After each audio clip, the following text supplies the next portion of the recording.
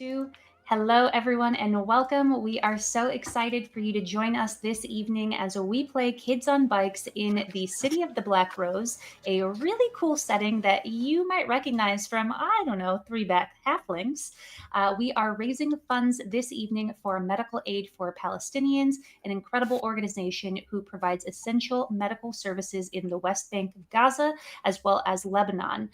Medical Aid for Palestinians focuses on delivering health and medical care to those most affected by conflict, occupation, and displacement, as well as advocating for the rights to health and dignity for Palestinians. So, whether you are in our Twitch chat or our YouTube chat, there's going to be a link that you can go to where every single dollar or British pound, because this is a UK based organization, goes straight to medical aid for Palestinians. While you're there, you're going to see some really fun incentives to where you can actually, make some changes happen in the game that we're going to play tonight. For a $10 donation or more, you can gift a reroll to anyone you see on screen. For a donation of $25 or more, you can gift an auto success. For $35 or more, you can give a calamity roll. If we were playing D&D, think of it like a wild magic surge. For $50 or more, you could name the next NPC that Jeremy has to use. And for $100 or more, you could make all 6 of us roll on the calamity table. There is a $250 matching gift that is sponsored by Bogus Cheesecake, a really incredible organization based out of Alaska who's making TTRPG content and really just fun, unique systems. And finally, every person who donates today gets entered into a drawing to win a free t-shirt from Session Zero Clothing. They make really fun D&D and TTRPG related shirts. With that being said, my name is Jess. My pronouns are they, them, theirs, and I'm going to popcorn things over to Candace. That is me. Hi. My name is Candace, also known as Candace the Magnificent. My pronouns are they, she, and a sprinkle of he. You can find me on Blue Sky at the Candace Marie and everywhere else at Candace the Magnificent. I am 1/4 of 3 Black Halflings, and I'm going to pop it over to Oscar. Oh, hi! That's me. Hi, everyone. Oscar Montoya, pronouns he, him. I am an Aries. My handle is Ozzymo, OZZYMO, on Instagram. And I'm going to popcorn over to Jillian. Hello. My name is Jillian Foxglove. I am a professional cosplayer and TTRPG enthusiast, and I do a variety of things. I live up to the name, Jill of all trades. And I will popcorn over to Zab. I think Zab hasn't gone. Yes. Hi, I am Zabricus. You can call me Zab. Pronouns are she, her. I am also a content creator of all trades. I do a lot of stuff in the TCG space, particularly Magic the Gathering. I'm also a professional cosplayer. We both just do a lot of the things, it sounds like. And I'm going to popcorn I was literally playing over... MTG today, so right. on stream. Yes! So, like, yes! wildly cool. I love it. I think I said all the things. I think it's just me. I think it's just you. Yeah. Popcorning it to you. I gratefully accept this popcorn, transform it into kettle corn. Hello, everybody. My name is Jeremy. My pronouns are he, him. I am an Aquarius, and I'm also 1/4 of 3 Black Halflings, and I'm the creator of this here setting. I originally made it for a home game, then I brought it over to the show, then we're making a book about it, and this is the very, very first time, I believe, that we're ever playing... Actually, this is the first time, period, that I'm playing Kids on Bikes in this particular world. So this is really exciting. I've only ever played it in 2 settings before. This is going to be the 3rd. Oh, boy. Should I popcorn it back over to you, Jess, or is it now in my hands? It's in your very capable hands.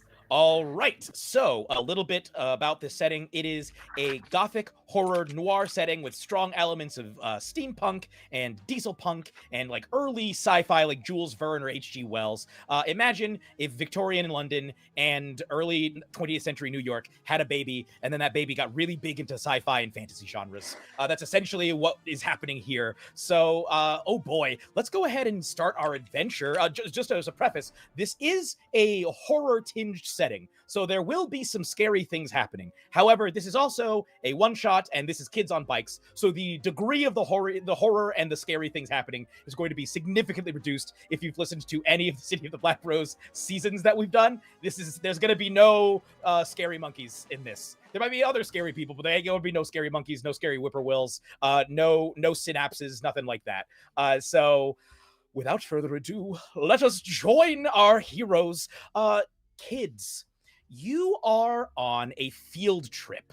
You are from the outskirts of Mavros, the suburbs of Mavros. Mavros is, of course, the city of the Black Rose, a great megalopolis, a tri-level city surrounded by vast sprawls of suburbs and a very large rural area as well. You all are traveling from a borough in the suburbs on a bus. The bus resembles, if you imagine like a Victorian era horse and carriage, remove the horse and make the carriage the size of a school bus.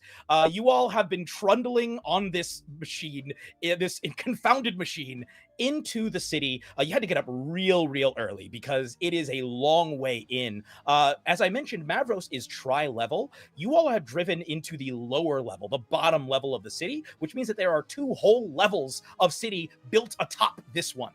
And the district that you are visiting, Rodon, is actually in the inner city, which means it's directly underneath those upper levels. It is way back there. Y'all have been on this bus for a good 4 hours at least.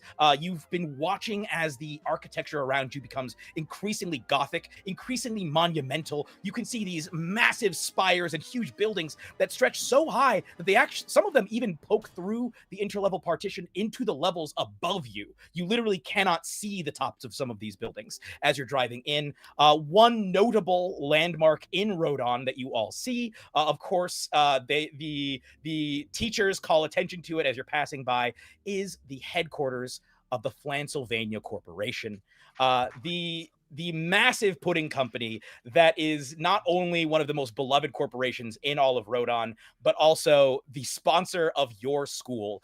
Rodon as a district is known for many things.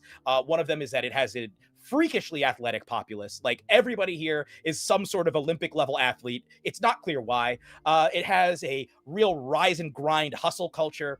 And it also has so many dessert companies, more than you could possibly devour. And Flansylvania is perhaps the most beloved of all of them, the pudding company. And you can see Flansylvania clearly has quite a lot of money because they appear to have taken all of their normal like factory style buildings, these Gothic factory like monumental buildings, and laced in sort of a sylvan magic that makes this field of factory smokestacks actually resemble a pine forest.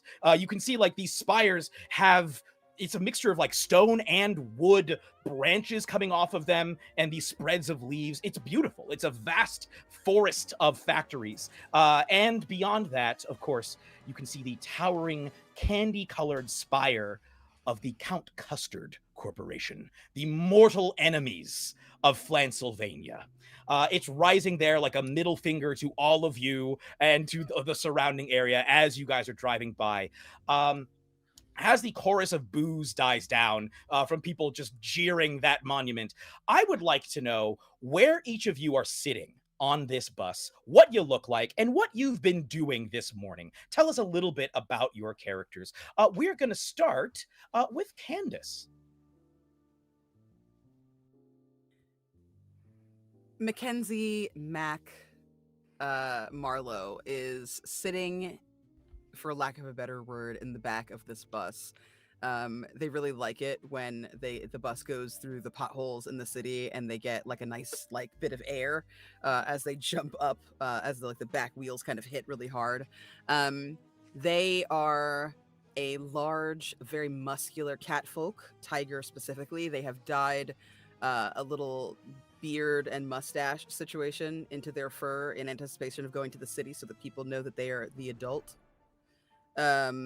They are wearing like a leather jacket that feels kind of like if you can imagine like a 20s style like Letterman jacket, kind of different cut but similar idea, sleeves rolled up, and they are kind of balancing a ball in the air as they kind of toss it up over and over again. Their feet are kicked up on one of the windows, and like they take up the entire back seat. Like this is a very large tiger person.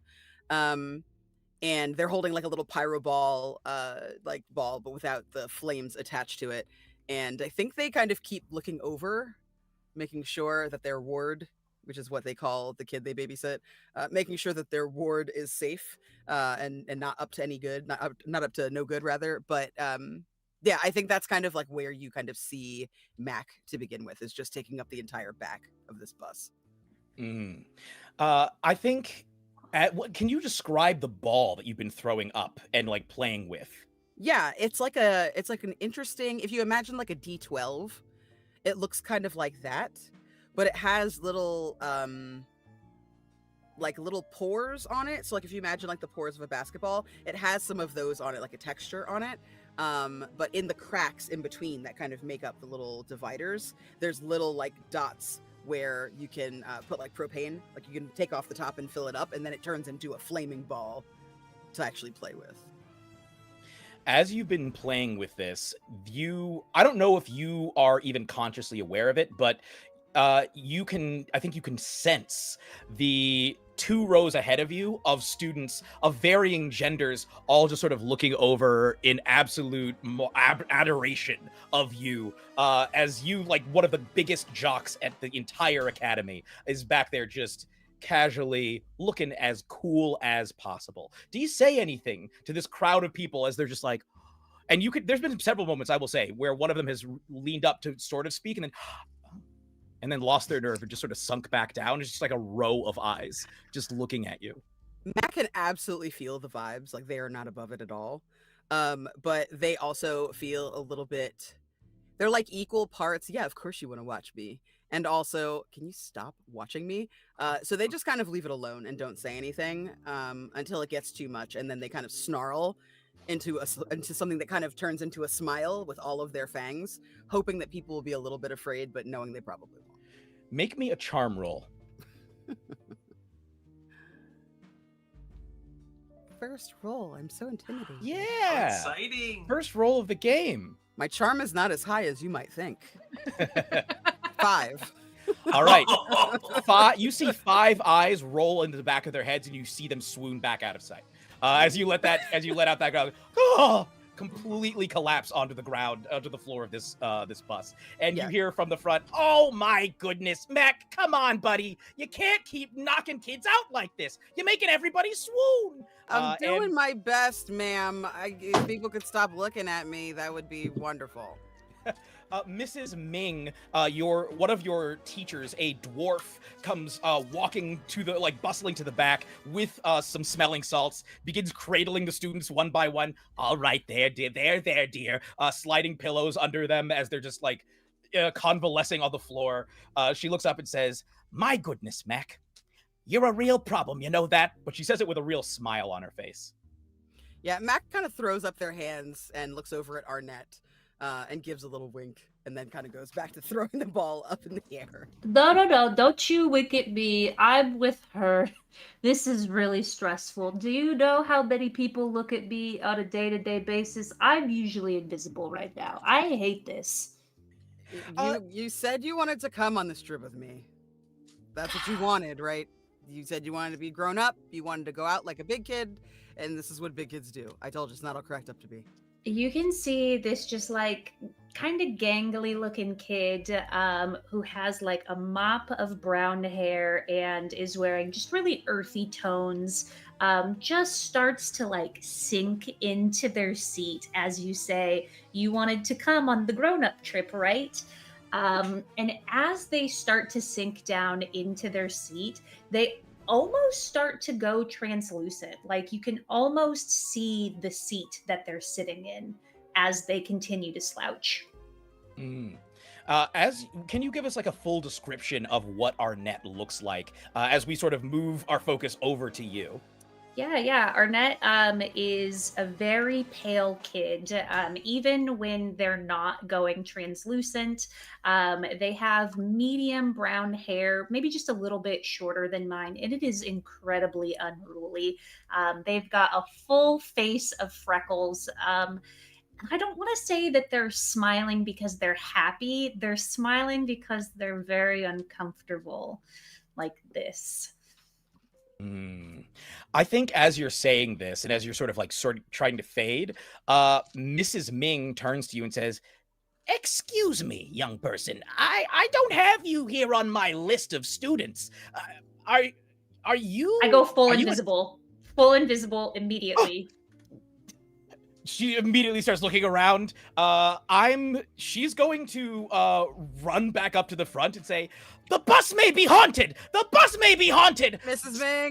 Mrs. Ming, he's with me. He's my ward. Say, Excuse me. They're. But I have to What? tell her. I have to tell you.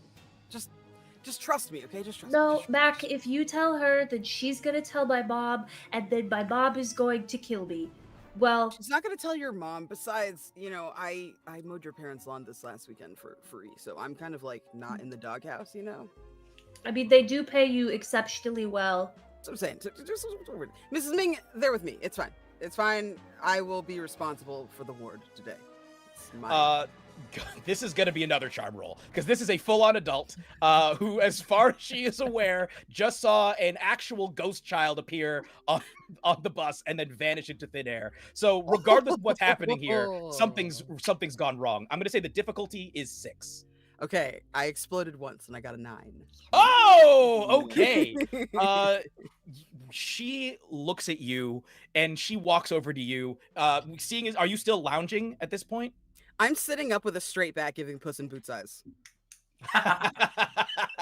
As you give the Puss in Boots eyes, the other students who hadn't fallen over also collapse. And you watch Mrs. Ming sway for a moment before she collects herself. Like, you can't just unleash that.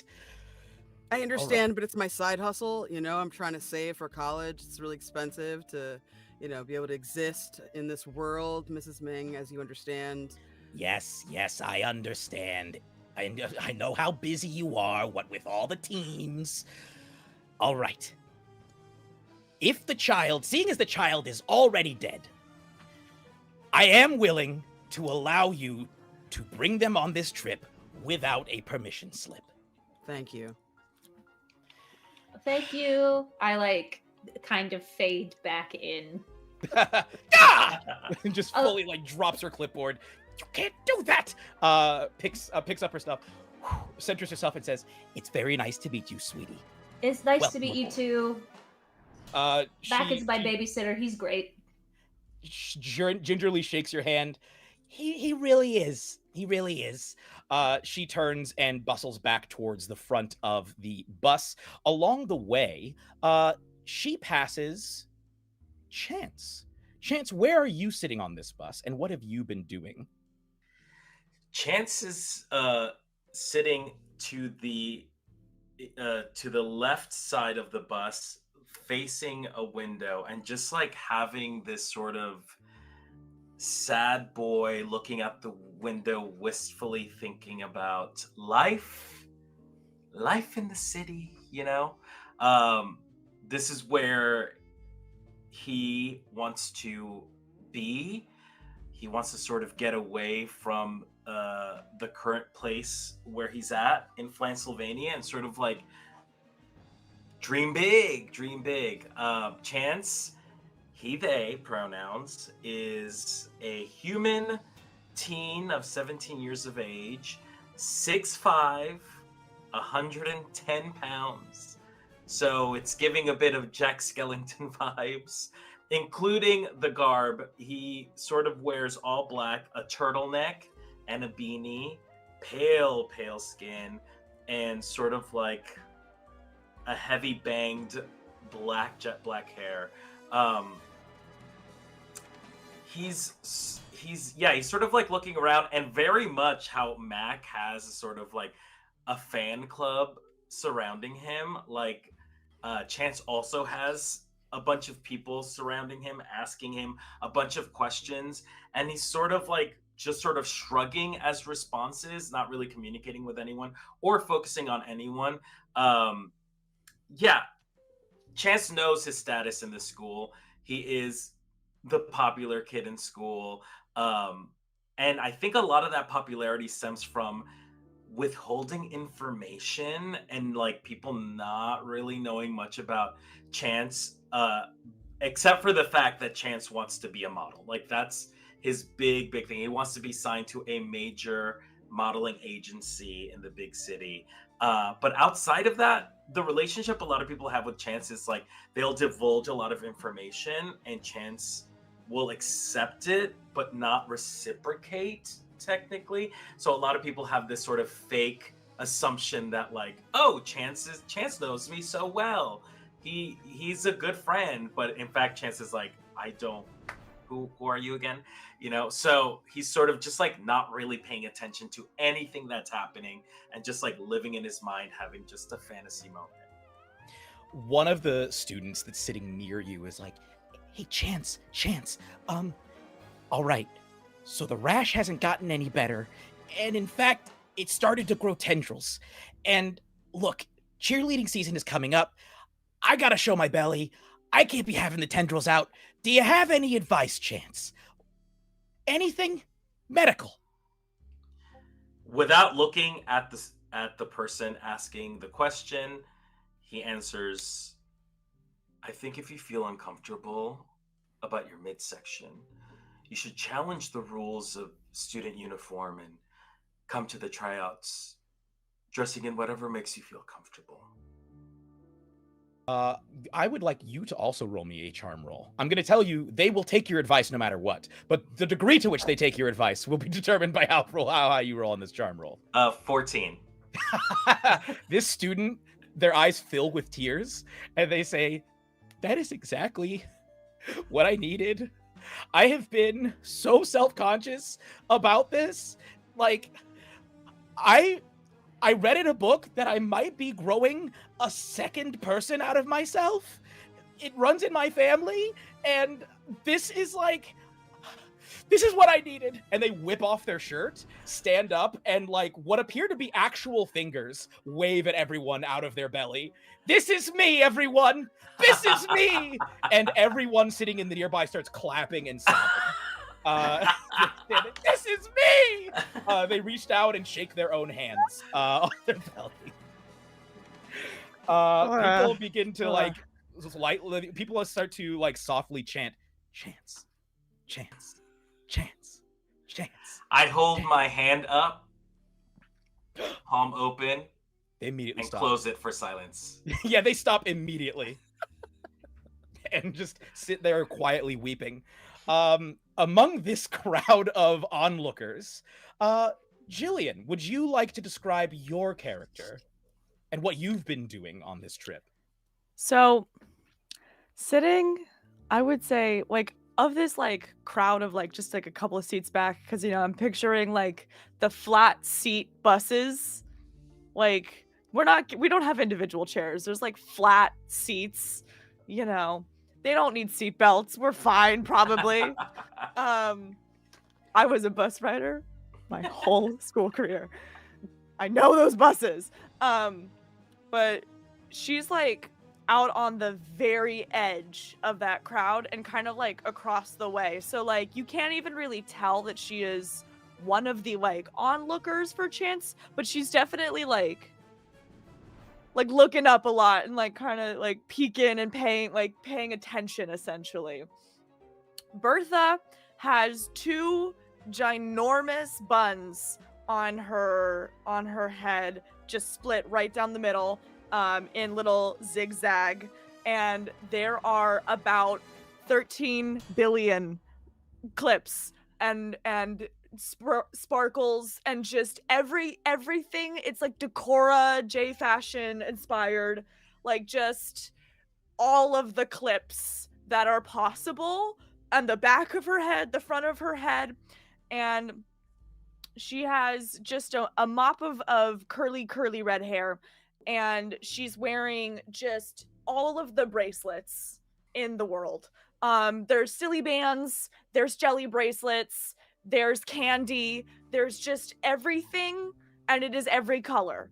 And then she is wearing just the most god awful sweater that's like one of those sweaters that's like made with a yarn that changes color very fast, but it also has a lot of texture. It's like that textured yarn, and so it looks a little itchy. And so she's just sitting there and she has her sketchbook in front of her and she's just kind of doodling absent-mindedly, but also trying to pretend that she's not paying attention to every word Chance is saying. As you're sitting And there, you also see just the slightest point to her ears. But as you're sitting, that's Bertha. yes, as Bertha's been sitting there doodling, there is the person next to you, sort of the best way to describe them would be like a turtle, but if they had like left their shell. Like if they'd somehow cracked open their shell and crawled out. They have like the same like long sort of wrinkly neck. This teenager looks like they should be 100 years old, but you know for a fact that they are in fact only 18. And this teenager, Blaine, looks over at your sketch and says, I don't know, these lines are a little off. I think you should go fuck yourself. Well, And then around him, he's just gonna start seeing the entire world around him as if it is a sketch. Like everything around him is just gonna turn into looking like he is in a sketchbook as she just like clouds his eyes with this vision to try and get him to just not talk to her. he like literally just stops, looks around. I won't make you roll anything for this. I wouldn't even make you spend an adversity token, frankly. For those of you who are just are just joining us and we're not in our Discord chat where we discussed all of this, which is everybody watching, the rule we're playing with is that because Mavros is such a high fantasy setting, everybody has a magical power that they can use that they can activate by using adversity tokens. And in this particular case, Bertha's is magical illusions. Blaine completely buys it, hook, line, and sinker, begins sobbing, and like sort of keying out, I'll be gone in a day or two, as he pulls his knees up to his chest and starts rocking back and forth in the fetal position and then draws his head so short that it disappears. You can imagine that if he did have a shell, he would be inside of it right now. And he is like shivering and sobbing. As soon as he starts shelling, she will drop.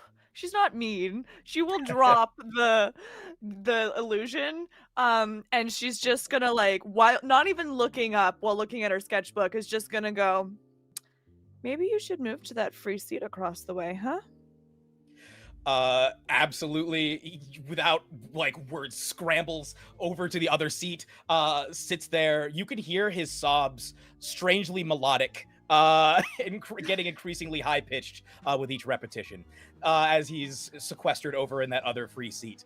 And with She is that, in fact sketching Chance, by the way. She's just doing a full sketch of Chance. incredible. You know what? I was gonna say charm, but you know what? Let's roll brains, because we've been rolling a lot of charm. Let's roll brains to see how good this sketch is. I imagine it's going to be really good because you have illusion powers anyway. So I imagine just you're very good at creating what you see in your mind. That's a 5.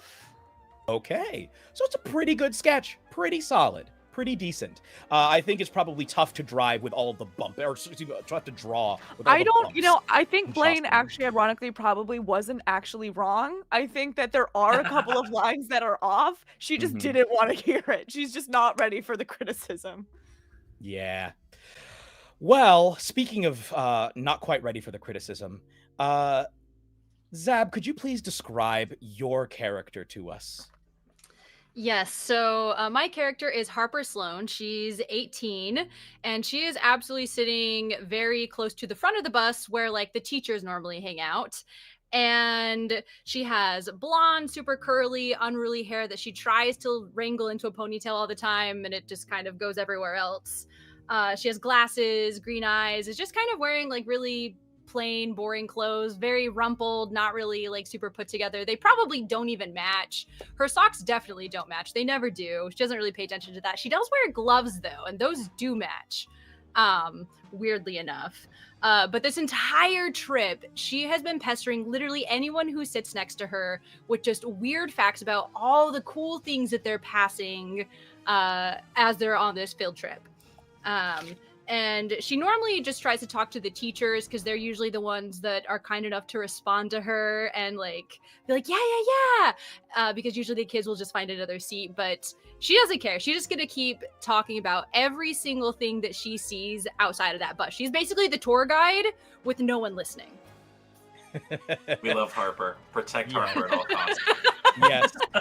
The teachers have been taking shifts, sitting next to you. Through this, they've sort of been cycling through 15-minute shifts of just sitting down. As Mrs. Ming comes back to the front, she tags out the teacher who's been sitting next to you and plops down and says, "What was that, sweetie?" Oh.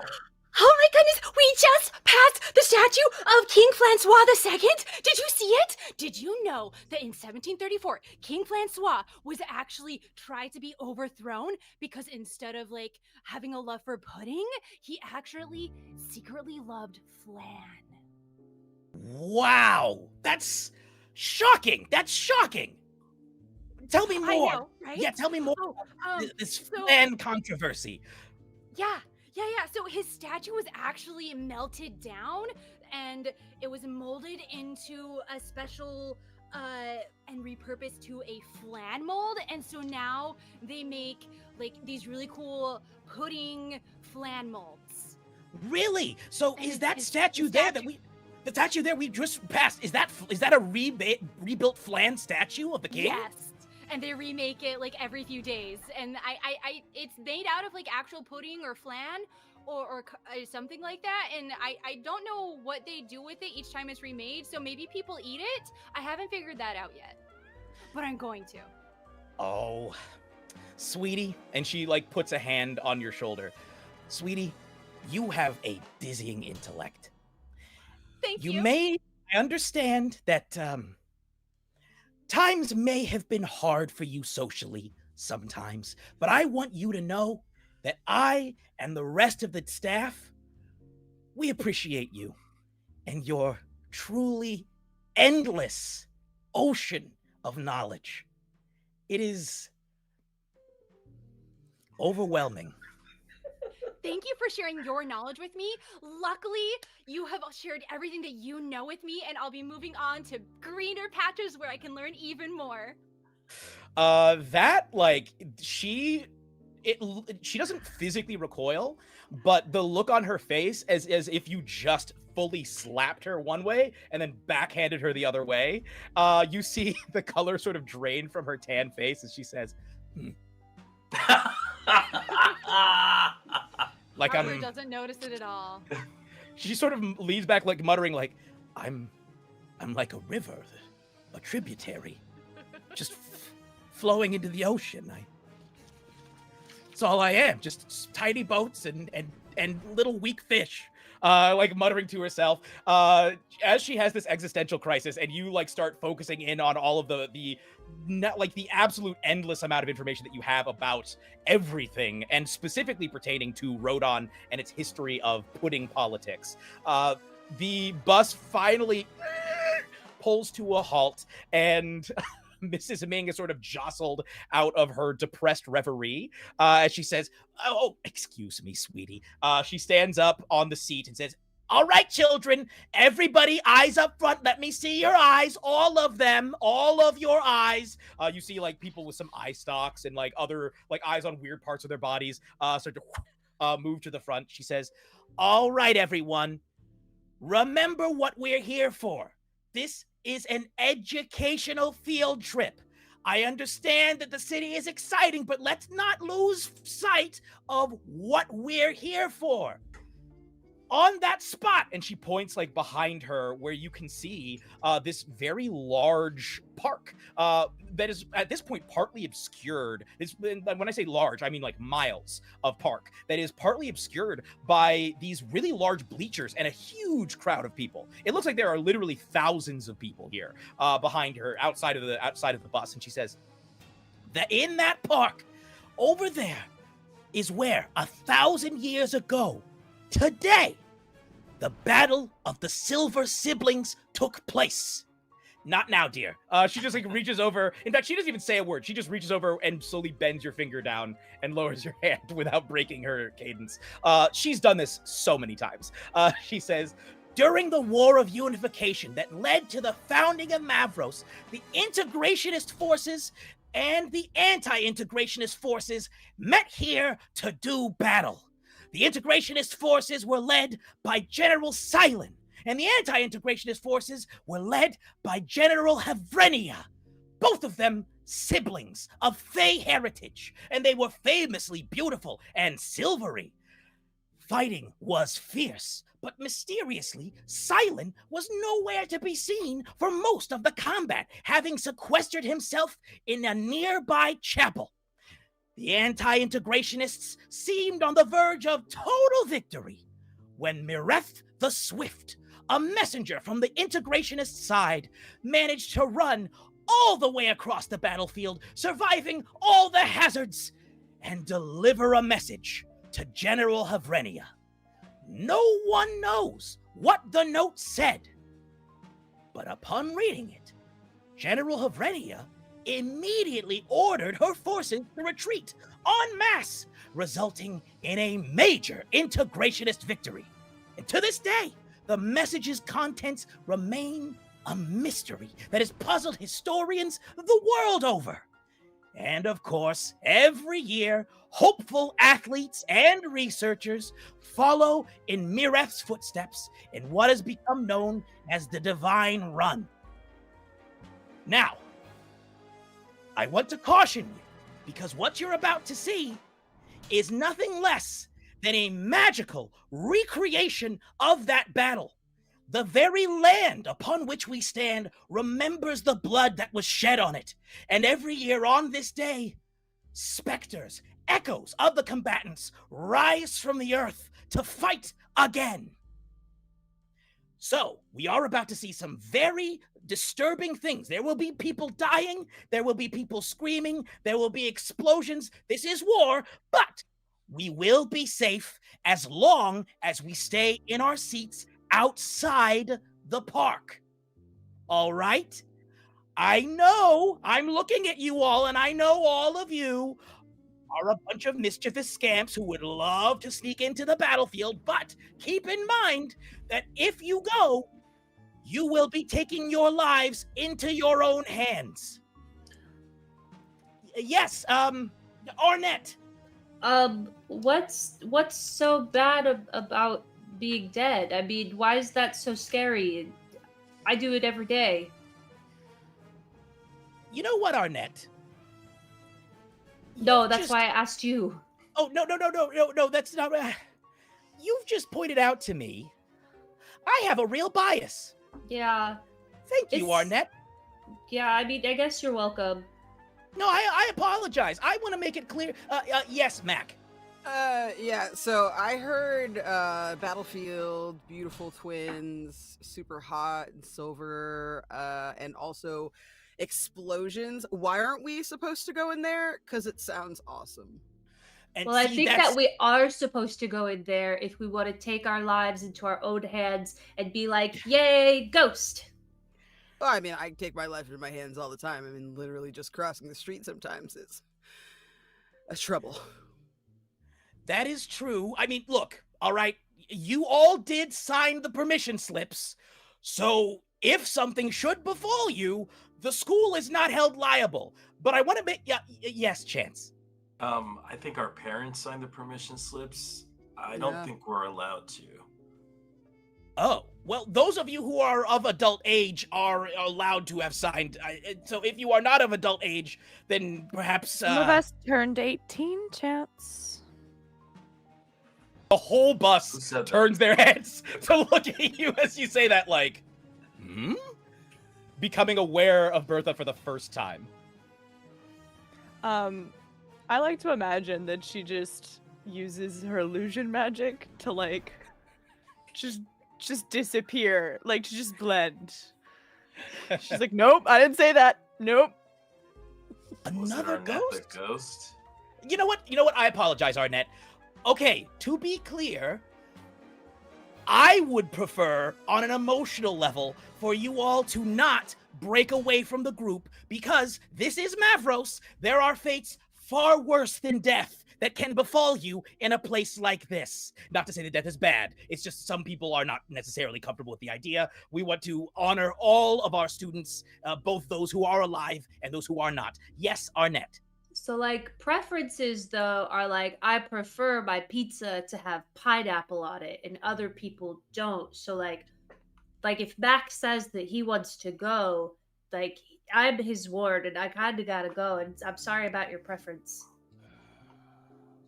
I need to take some classes. She just sort of nods, says, "Is wanting to be alive bad?" She's like, "Don't nobody answer that. Everyone, all right, it's time to exit the bus. Please file off the bus. You can see over there. You can see the signs for our school. We didn't actually decide on the name of an academy. I was going to pitch Flansylvania Academy, since we've established that it is already sponsored by Flansylvania, the company. You can see the Flansylvania Academy bleachers. Of course, this entire spectating event this year is sponsored by Flansylvania, which is why we're able to attend. All right, everybody, right off the bus, please. Off the bus, off the bus. I'm going to be here having an existential crisis. Everybody, off the bus, off the bus. Good luck with your crisis, ma'am. Thank you. I'll be crying a lot. As you all exit, you see you are free. There's a huge crowd. You can see the bleachers over where you're supposed to be sitting. There's when I say a big crowd, I need to be clear. Like, there are people who are dressed more poorly than you've ever seen. There are people who are dressed more finely than you've ever seen. And in a rare case, they're actually mingling amongst each other.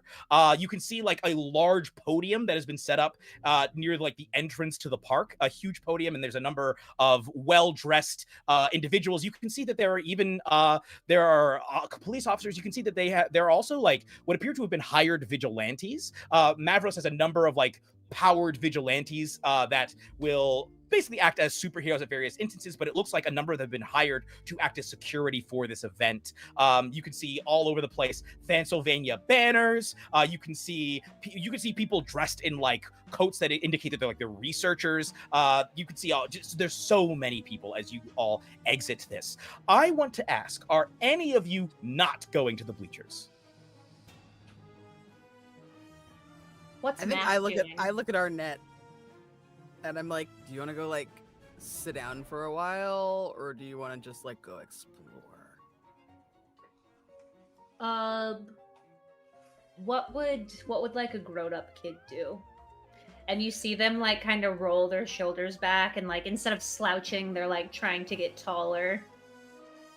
I think he looks at you with like a equal measure, like just very pleased and proud of you, but also with just the stupidest look.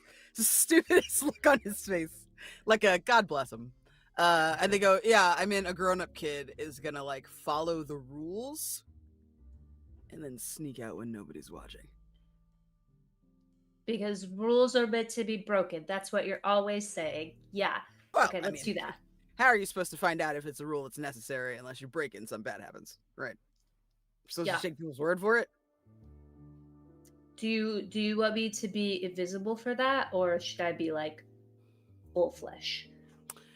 Let's take it as it comes, because like I could probably use you if you were made flesh, like if you want to be like a distraction or something, then be invisible. Like there's a lot of things we could do with it. So yeah, I want to make sure that I am, inspiring you to be your best self and like control your powers. Like that's a really important part of what I'm doing as your mentor, aka babysitter. I have been getting really good at the "oh no, I'm dying" and then like fading away into the wind thing that we've been practicing. So. I mean, I was so impressed. Your mom freaked out. It was hilarious. As they're having this conversation, Harper, was heading towards the bleachers, but then turned and saw that Mac and Arnett were not, and, runs over to them and is like, Mac! And, starts tapping Mac on the shoulder. Yeah, hey, Mac, what's up? Hey, yeah, hey, have your homework!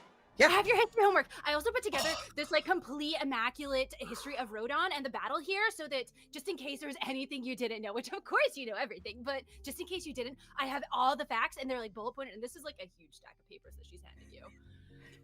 He takes them, like they look at the stack of papers and look at you. I have to say, this is outstanding work. I'm not going to personally read any of this because I trust your judgment and you seem hella smart. So I'm just going to take this, and he like takes out a little bag of holding that's like a little fashionable satchel that matches the jacket that they're wearing, and shoves them deep into the into like the pocket, pulls an arm back out, and it has an apple. You're kind of like my teacher, sort of, so this is for you. And when they smile, her fangs go ting. Another 5 students collapsed to the ground, some of whom had been actively pulling out shivs, seeing how close Harper is to you, like full jealousy, like about going straight for the kidneys. They just collapsed to the ground in a full swoon. As that happens, your throng of followers sort of collides with Chance's throng of followers.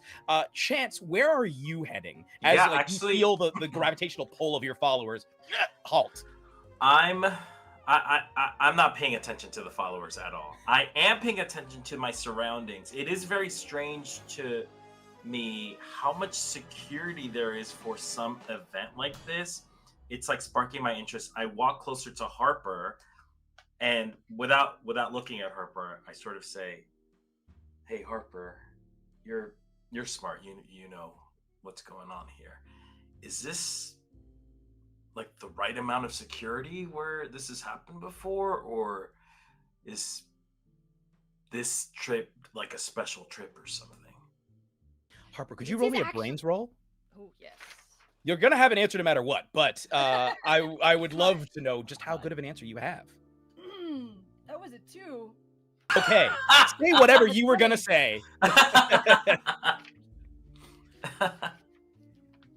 Harper was very concerned about the homework. That's what Harper was Yeah. concerned So about. here's what I will say, Harper. You, as far as you're aware, this does seem like more security than you would expect for an event like this, but you're not entirely sure why there are so many people there's so much security here.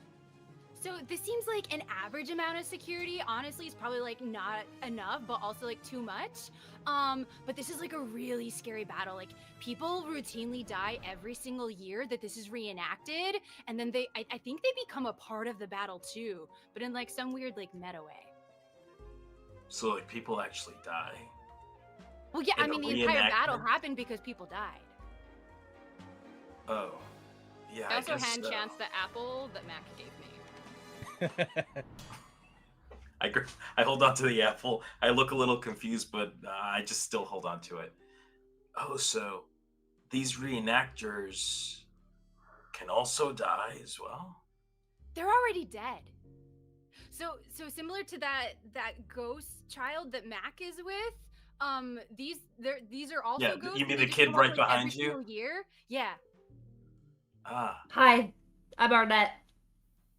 yeah. Hey, Arnett. Do you go to school here, No. Arnett? Or and then I look at Mac, and I'm like, Are you together? Are you What's Yeah, this? Mac is kind of like my best friend, babysitter, cool guy that I know. Oh, respect. Yeah. Making sure like the little guy doesn't get in any trouble. Like they just they worry their mom when they're home alone. So I was like, well, I've got something to do today. It's called school. You know, they can come.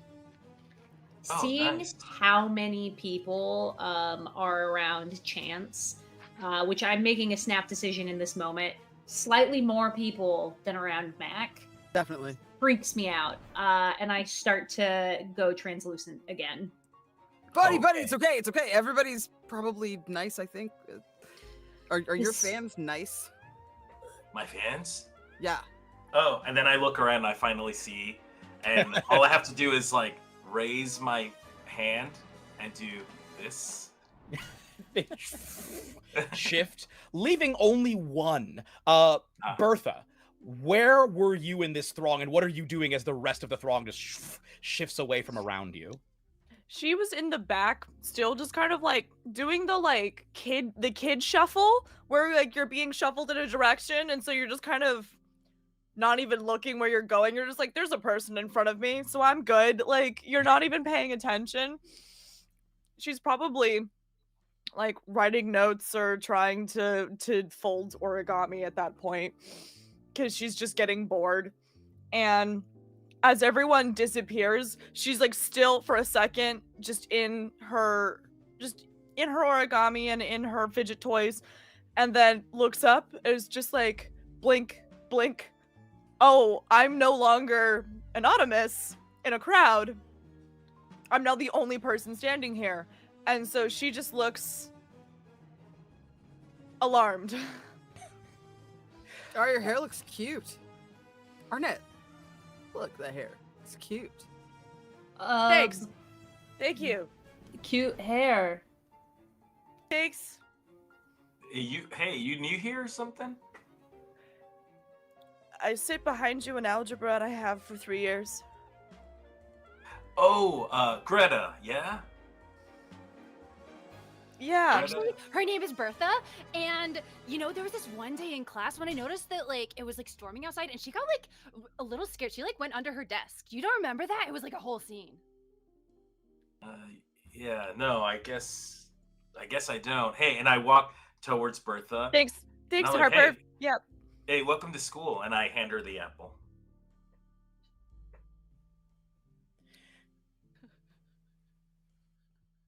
In this Okay. moment, you see a look of recognition cross Mac's face for about 5 seconds before they Thanks. go, I fucking love apples. I just gave Harper one. Do you want it? I mean, you should eat it. It looks pretty delicious. And she just like doesn't know what to do, so she's just like, okay. And then we'll take a bite. And then Oh yeah, I guess it does look delicious.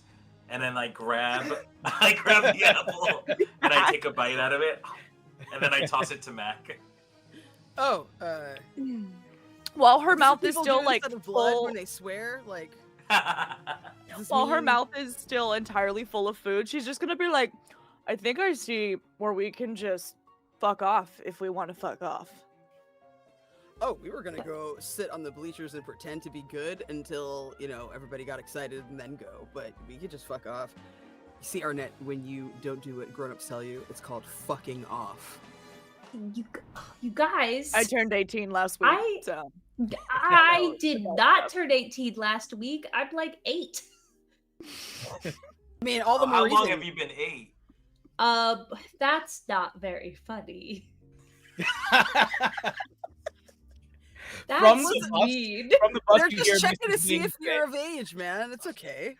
From the bus, as you say that, that's not very nice. You hear Mrs. Ming say, "Oh," she pokes her head out and she's like, "Look, we have to be sensitive, kids. We have to be sensitive. I know this is new, but we have to be sensitive and understanding."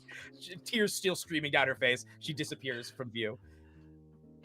I will say, as soon as Chance handed that apple over to Bertha, the part of the crowd like reassembled, but surrounding Bertha, staring at her as though she had just been given a holy relic.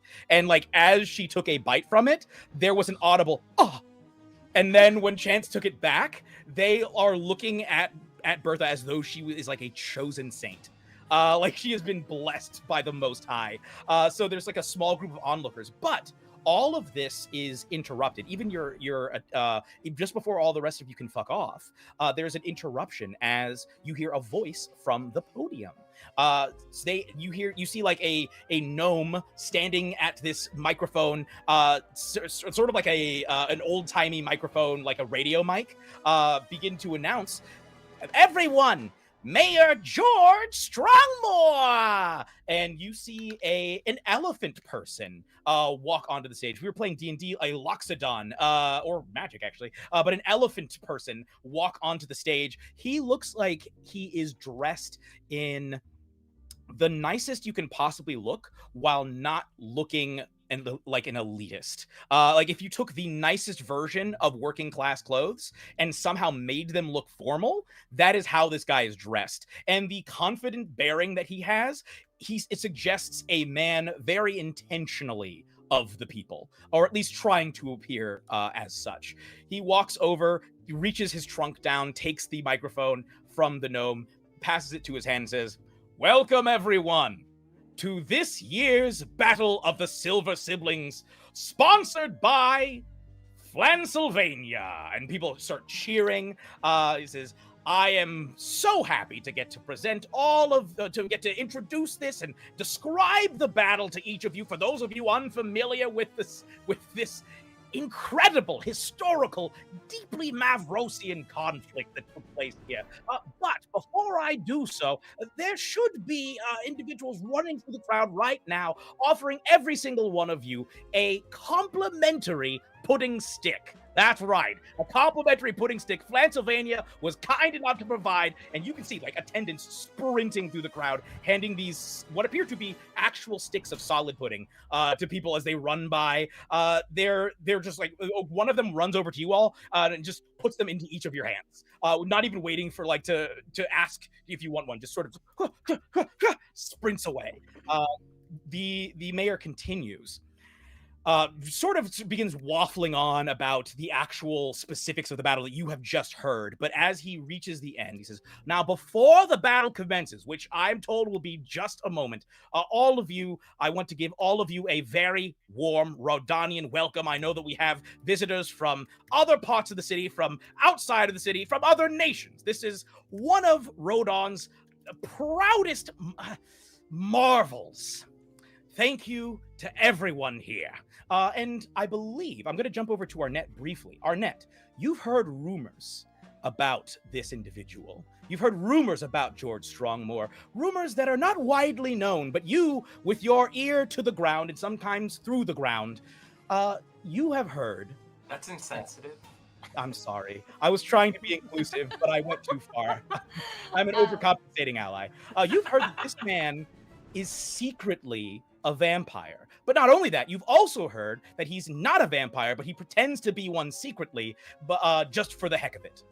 So I kind of wiggle up again, and I kind of make eye contact with all four of the older kids surrounding me, and I say, so before we fuck off, do you guys want to hear something really cool that I know? I love facts.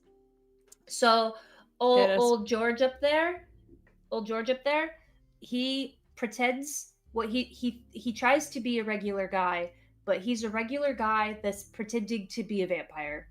He pretends to be a vampire on his own, and he doesn't think that anyone knows, but I know. I thought he was a vampire. No, he's pretending. But he's pretending. Okay, but he's like never seen out in the sun. It's weird. I have my sources,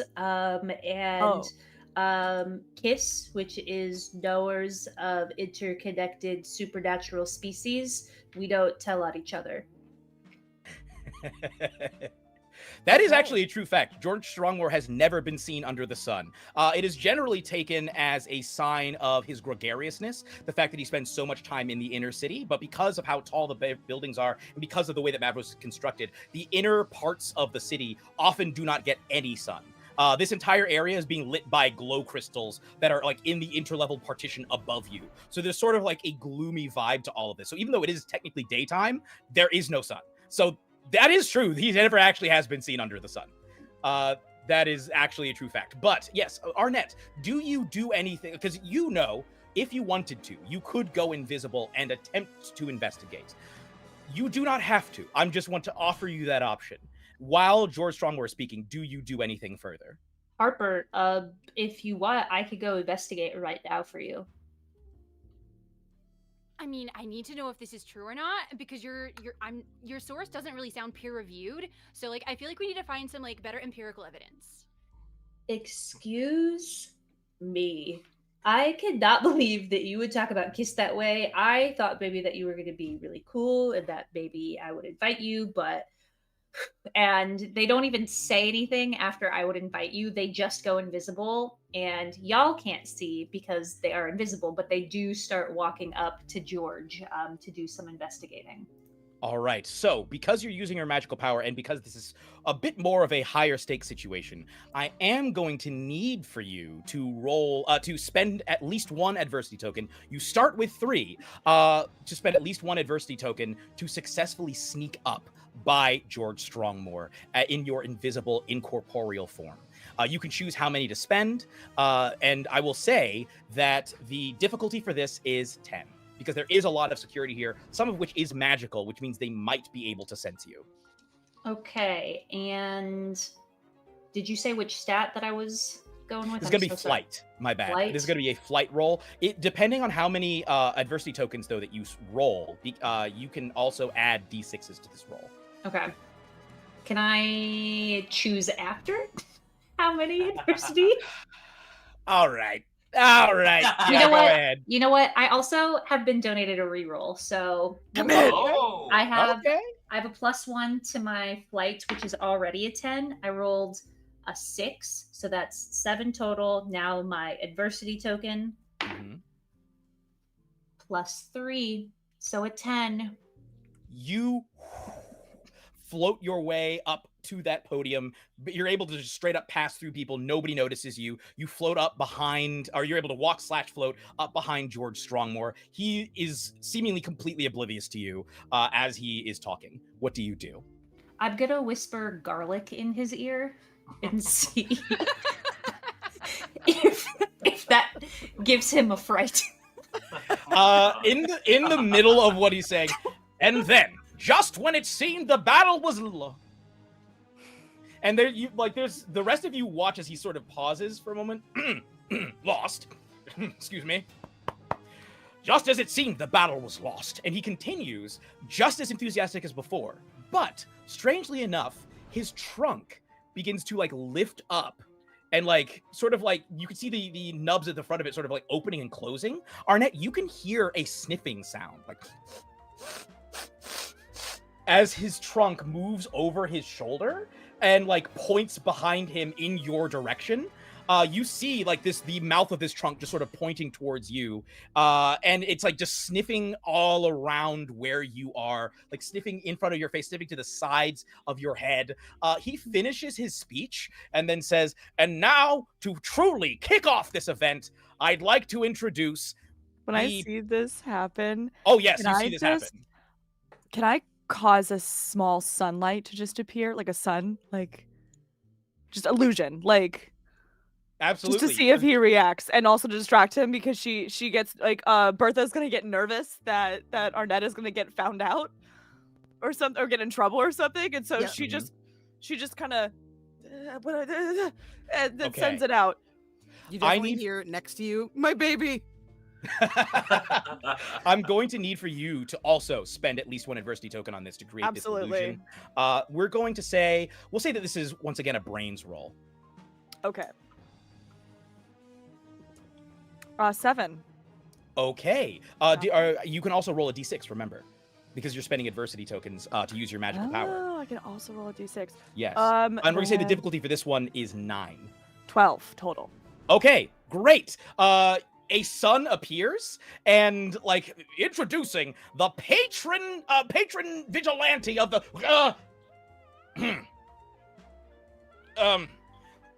the Black Blancmange, everyone. And the patron vigilante of Flansylvania, the Black Blancmange, sort of slides up the podium to take the microphone from a now rather shaken George Strongmore, who like hurriedly walks to the back. And I want to be clear, the Black Blancmange is like a very public-facing vigilante. Most vigilantes will have secret identities. The Black Blancmange's secret identity is, at this point, like it's known. It's a branded name. Their actual name is Yorsh P. Udding. That is their full name. That is known to all of you. And as the Black Blancmange sort of takes this mic and begins launching into their spiel, George Strongmore turns and like looks around hurriedly sniffling, kind of like begins to rush off of the stage. But I'm gonna say, Arnett, you hear him say, "There's something undead up here. Find it and grab it." And you begin to hear something invisibly shuffling towards you. I run as fast as I can. Run. All float, right. Get the fuck out. Okay, you zip back. Are you zipping back over to your friends? Yep. You, as you're like zipping, like you feel as though a ghostly hand brushes against like the back of your clothes, but you manage to zip away just in time back to the group. But there's something up there invisibly that was looking for you and might still be. As soon as I get back, I get behind Mac, and I like make myself seen again, and I say, okay, so the thing is that he did like it kind of when I whispered garlic in his ear, and he definitely did like the sun, but also that there was something invisible up there that was chasing me, and that was scary as heck. So, Is it still coming for you? well, it almost grabbed me. I didn't get to see it. I don't know how. As you're looking at the stadium, you can see people in the crowd ahead of you sort of parting, but they're not parting. Like there's like parting and looking at nothing, and they're getting like the part is getting closer through the crowd towards you guys. Emergency. Incoming. Emergency. You should I find the think teacher. you see. We should Max fuck pull, off. Like a little thing, like a little toy bicycle out of their like big bag, and they like throw it on the ground, and it explodes into a full-size penny farthing. The front wheel is big, and the back wheel is small. It's almost like a trike version because it has like the two wheels in the back instead of just the one small wheel. And they like rummage around again. Do I have like a wagon or something? You guys aren't fast. Are you fast? Chance, are you fast? Are you guys fast? I can't. Are we planning to fuck off right now? Something's coming, man. We need to fuck off, and we need to All fuck right, off we now. all gotta Closer fuck off and together. closer. All right, Let's do it. Let's go. I pull like a shield and like a bunch of other like random shit out, and I try to string it together and then go as fast as I can on my penny farthing. Okay, are all of I you? follow Mac. Okay, are you following on foot, or are you like are all of you piling onto the back of this penny farthing? I've tried to find motorcycle? like Oh, stuff okay. in my bag to like make like a little sidecar back, but like behind Okay. it. I'm trying to make like a raft for you guys. Out of her bag, Bertha will pull out her roller skates. I'll hold on. Okay, all right. Oh God, what did you get us into, Arnett? I didn't get us into anything. Okay, just chill out. If people want to be vampires, you just gotta let them be vampires sometimes, you know. Harper, why don't you get on my shoulders? I do this, Like, just and I go summon the back. crowd of my fans, and then I do this, and so they sort of form a sort of line blocking us, Mhm. covering us, and I'm like, we're safe behind them. Let's just get out of here now. Come on, Chances Harper, are you you're have to still come there. with us. It's not safe anymore. You're so cool, man. You're Starts cool pedaling. too. You can get your people to do that too. I run. I run Yeah, as you next guys to are them. speeding away, you can hear your crowd of people going, whose hand is that? But like 15 different people are yelling, whose hand is that? As like, I will say, flashing into a existence, like visible existence, as you guys are running away, a large mound of hands is like climbing its way over your followers as you guys speed away. I will give you this for free, Harper. That is a bogeyman, a bogeyman known as the Handyman. There in Mavros, once you get above a certain tax bracket or a certain income, it is imperative that you hire security, and most often that is magically monstrous security that will act as both a deterrent and an extremely powerful operator in the event of something threatening you. And it appears that George Strongmore has sicked his own personal bogeyman, the Handyman, upon you all. So as you speed away, you're able, won't make you roll, you're able to make your way away from the crowd. You can hear the Black Blancmange telling the crowd, getting ready, like people are getting ready to lick their pudding sticks and say the words that commence the big event, the battle. You guys like speed away, we'll say like what, like a couple blocks away? Yeah. you manage to get a couple blocks away, and you find yourselves near a, like, sort of on a quieter street.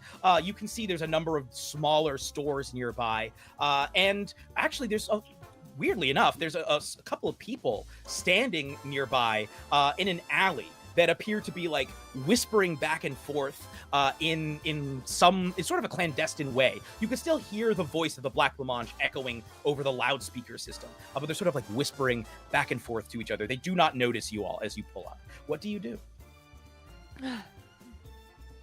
Is everybody okay? I'm good. I'm good. Thanks. Do you have any idea what could have happened to us if the boogeyman caught us? And then That was she a like boogeyman? starts explaining like in detail all the horrifying things that could have happened, as presumably everyone ignores her. I think my character, Mac, is actually like listening to you, but while he has picked Arnett up, like full body, and is like moving Arnett around, like all up and down, shakes you upside down for a minute, like checks your feet and your legs, like it's like pulling you apart the way that you would hold up like a stuffed animal. To make sure that you're okay, like poking and prodding you. Does this hurt? Is this broken? To Is it answer supposed to be like Chance's this? question, Were you like this before? physically, I'm technically, I guess, not okay. Mentally, though, I'm very shaken up. Okay, well, that's me like all the time. That's what I have to look forward to when I grow up. Puberty's like real intense, man. Do you think I'm actually gonna hit puberty, or is it gonna hit me? Fuck, that's a good question. You like they put their hand on their legs on their knees and kind of just like take a break for a second. Actually, ghosts don't go through puberty if they didn't die before it. And then she goes off on a diatribe about that. That I mean, go ahead. that's not the worst thing in the world, I guess. As you all are having this soul searching discussion, one of that couple that was in the alley, like, is like, look, I'm just saying, we don't know how big it's gonna get. And the other one says, shh, keep your voice down. He's about to give the signal. And like pulls them back. And you can see them sort of like huddled together, looking up. And what you hear is, all right, everyone, on the count of 3, go ahead, lick your pudding sticks, and say those words. Let loose the hounds of war! 1, 2, 3. And here's my question. Do any of you join in the licking of the pudding sticks or the saying of the words? You know, We dropped I- them. Yeah, we dropped ours. yeah, totally dropped mine. Arnett! Not eating up my pudding that I am so excited to have. One of my main reasons for being in corporeal form most of the time. If you want to Just- have it, Arnett, you can. I'm yeah. making an executive decision as GM. Do you take a lick? Oh yeah. As you lick your pudding pop, or your pudding stick rather, there is like a glow that emits from it. This like eerie glow that, and like the whole area begins to glow. Like the lighting shifts. There's sort of this like, eerie greenish glow that you can feel coming all the way from the park, and then suddenly like a wave of force rocks out not only from your pudding stick, but another wave of force washes over all of you, and you hear a chorus of screams. From around you, you see spectral figures begin to rise. You see on the street someone get up, their midsection having been carved in half by what looks like a vehicle that may have driven over them, and they say, Biola, I'm telling you, you can't leave me, honey.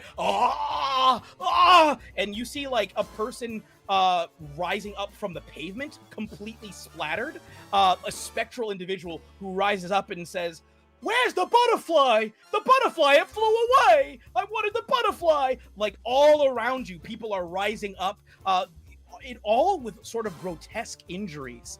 And then you hear explosions from down the way, and the thundering of what sound like footsteps, some of them almost like vehicles, hooves. The explosions are getting louder and louder and getting closer and closer.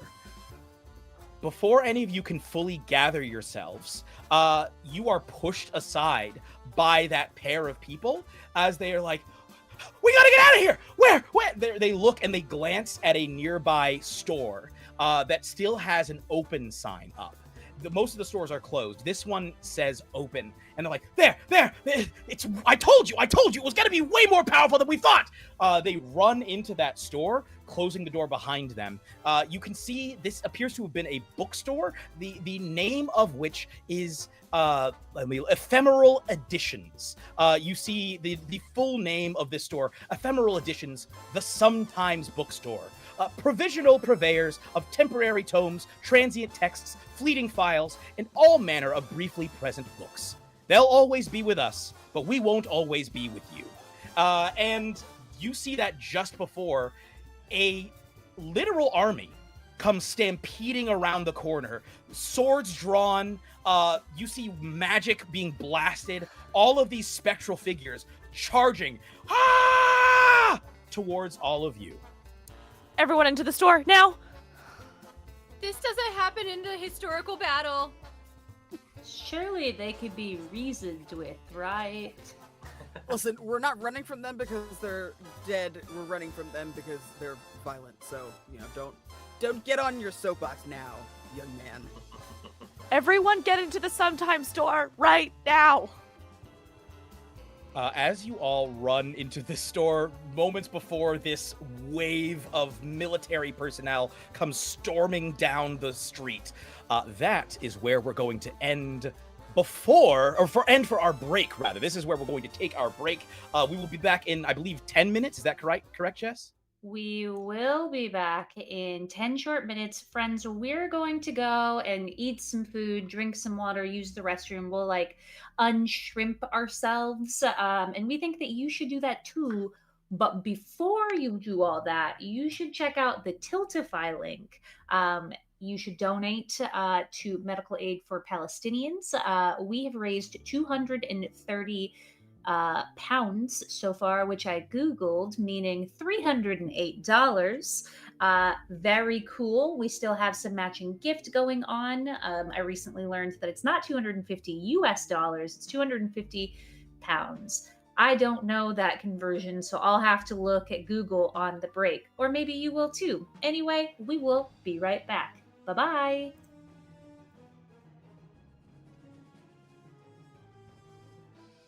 Are you suffering from dice goblinitis? I can tell you do by the way you perked up when I said dice. The number one problem that dice goblins experience is not enough dice storage, and my dice keep off the table.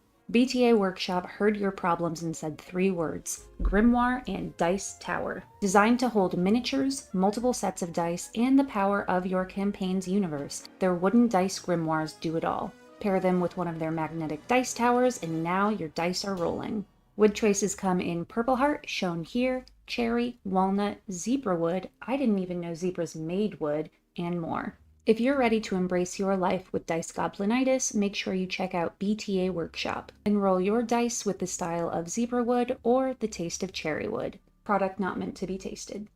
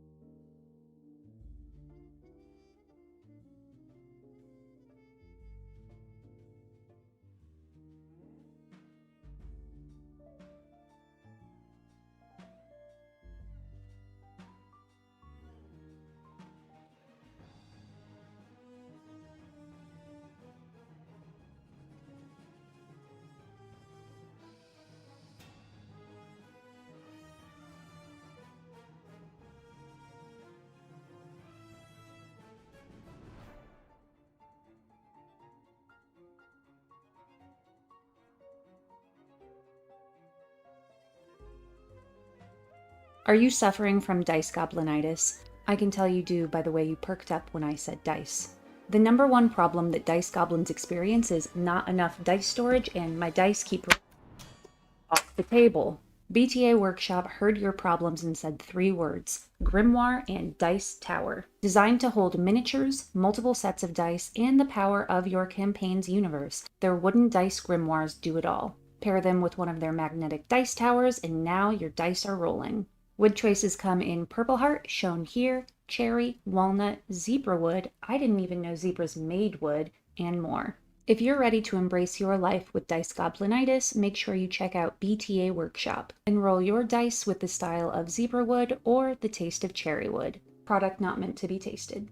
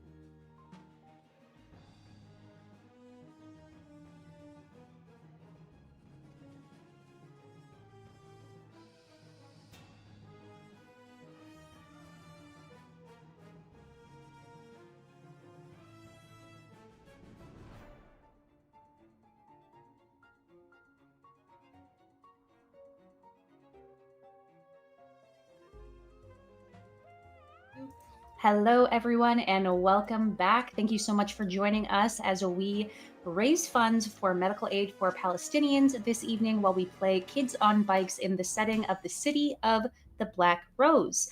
You might, I don't know, be familiar with that because Jeremy, our wonderful GM for the evening, wrote that for 3 Black Halflings, and we are so excited. He said that this is the first time it has been played with not with 3 Black Halflings. It's been played with them all the time with kids on bikes. Anyways, like I said, we are raising funds for medical aid for Palestinians, and they are an incredible organization who provides essential medical services in the West Bank, Gaza, and Lebanon. Whether you are in our Twitch chat or our YouTube chat, our Tiltify link where every dollar donated or British pound donated goes straight to medical aid for Palestinians. While you're on our Tiltify page, you'll see some really fun ways that you can actually, I don't know, make some changes with our game. I think we just lost Oscar, but that is okay. He will be back. And he's Anyway, back. oh, he's back. Just like that. So Like for Arnett. just like I was about to Arnett. say he's going ghost. For a donation of $10 or more, you can gift a reroll. For a donation of $25 or more, you can gift anyone an auto success. For a donation of $35 or more, you can give someone on screen a calamity roll. Calamity rolls are really fun. They're like wild magic surges if we were playing D&D. The particular calamity table that we are using has things like grow a biblically accurate amount of eyeballs or shoot I laser want beams that. out of your toes. So again, that's just a $35 donation to medical aid for Palestinians, and you even get to choose who has to roll. For $50 or more, you can name the next NPC. Jeremy, can you remind me what our NPC has been named? Yorsh P. Udding. Incredible. And then for $100, you can make all 6 of us roll on the calamity table. Our first $250 raised is matched by Bogus Cheesecake, and every donor who does donate tonight gets entered into a drawing to win a free t-shirt from Session Zero Clothing. With all of that being said, we're going to start our recap. And instead of making Jeremy do all the work, we're actually going to give you an in-character recap, starting with my character, Arnett. So my babysitter back, he's really cool. He's kind of my best friend. He asked me if I wanted to go on this like grown up big kid field trip, but I said yeah, absolutely. And then one of his teachers was so mean to me. She was saying some really anti-ghost stuff, really just terrible. And then other kids started saying that later in the day because she started it, and it's kind of her fault. The mayor was there. He's there right now, actually. Oh, he's and- definitely a vampire, by the way. We've confirmed this. Yeah, I Or, agree. like, at least thinks he's a vampire. We're not quite sure. He's something. Yeah. Oh, I'm and sorry, all- Bertha. I all thought you know- had something more to say. You've been making googly eyes at chits like all day. What? Who's No. Bertha? What? Who's Bertha? No. I would never do that. Oh, this is Anyways, Belinda Harper, over here. Harper, you're super smart. You know what's going on with the boogeyman. You should talk about the boogeyman. Yeah, so we were all just minding our own business, being completely perfectly behaved and everything, and Arnett just had to go check to see if the mayor was actually a vampire or not. And they did all this stuff. I don't know, we couldn't see it, but the mayor was talking, and then suddenly there was a boogeyman hand that came to like search for us, and it chased us off the field. And then we ran to this weird bookshop, and then like ghosts and things just started like rising from the ground, and these are not the ghosts that like are on the battlefield. Like I've seen lots of pictures and videos and reenactments of the ghosts that are on the battlefield. These are not those ghosts. And oh my gosh, Mac actually helped save us because they had a bite like in their backpack. What? Yeah, that's my trusty steed, you know. I wasn't trying to be impressive or anything. If that was the result of that, I'm sorry. I was minding my business. Arnett wanted to do something cool, so I was like, well, I mean, school's not really cool, but like while I'm there, it's kind of cool, I guess. So we went and had a good time, and then I lost them in the crowd, which like heart attack. Oh my god, everybody was gonna be so mad at me. But then bam, they were okay, and fleeing through the crowd, and some invisible was chasing them. That part wasn't so great, and now that thing's chasing us, and that's pretty terrible. Also, I don't understand why no one's asking a chance as a vampire, because he's obviously got thrall powers. So I'm keeping an eye on that one. Not that there's anything wrong with being a vampire. I actually think it's pretty cool. There's nothing wrong with being a vampire. I just Nothing. don't have the superhuman need. Did you lose to... your voice, Fred? Because I can't hear you. Who, me? Oh, I can Me? hear him. I can hear him. I can hear I everybody. can hear him. Arnett's been no. disconnected. Arnett. Arnett can't Oh, hear no. any. Arnett's Arnett, can you completely hear goes us? to Are their you own Yeah, okay? I can hear you guys. No worries. Everything's Okay. totally fine. Let me just like sink into my seat now. Okay, but everything Whoa. was going fine until Arnett ate the pudding pop. That's Yeah, and true. so did There was, everyone like- else. Everyone else started eating the pudding pop, and then they started the festival, and then like loud lights showed up, and the dead are coming back. But not just the soldiers. There's like people that have been run over. We're Wait, hiding there's in a Also, those bookstore sketchy right now. people. Those two sketchy people that were saying that the outcome is bigger than they expected. What's going on with that? I don't They like know it. what's Sounds up. like they I don't were like it. ill prepared. I know those feelings. But you know what? We're in a bookstore with them, and we're gonna get to the bottom of this. And it's called Ephemeral Editions, and apparently it's like only open sometimes, or it's only here sometimes. But like it has like lots of books that are here all the time.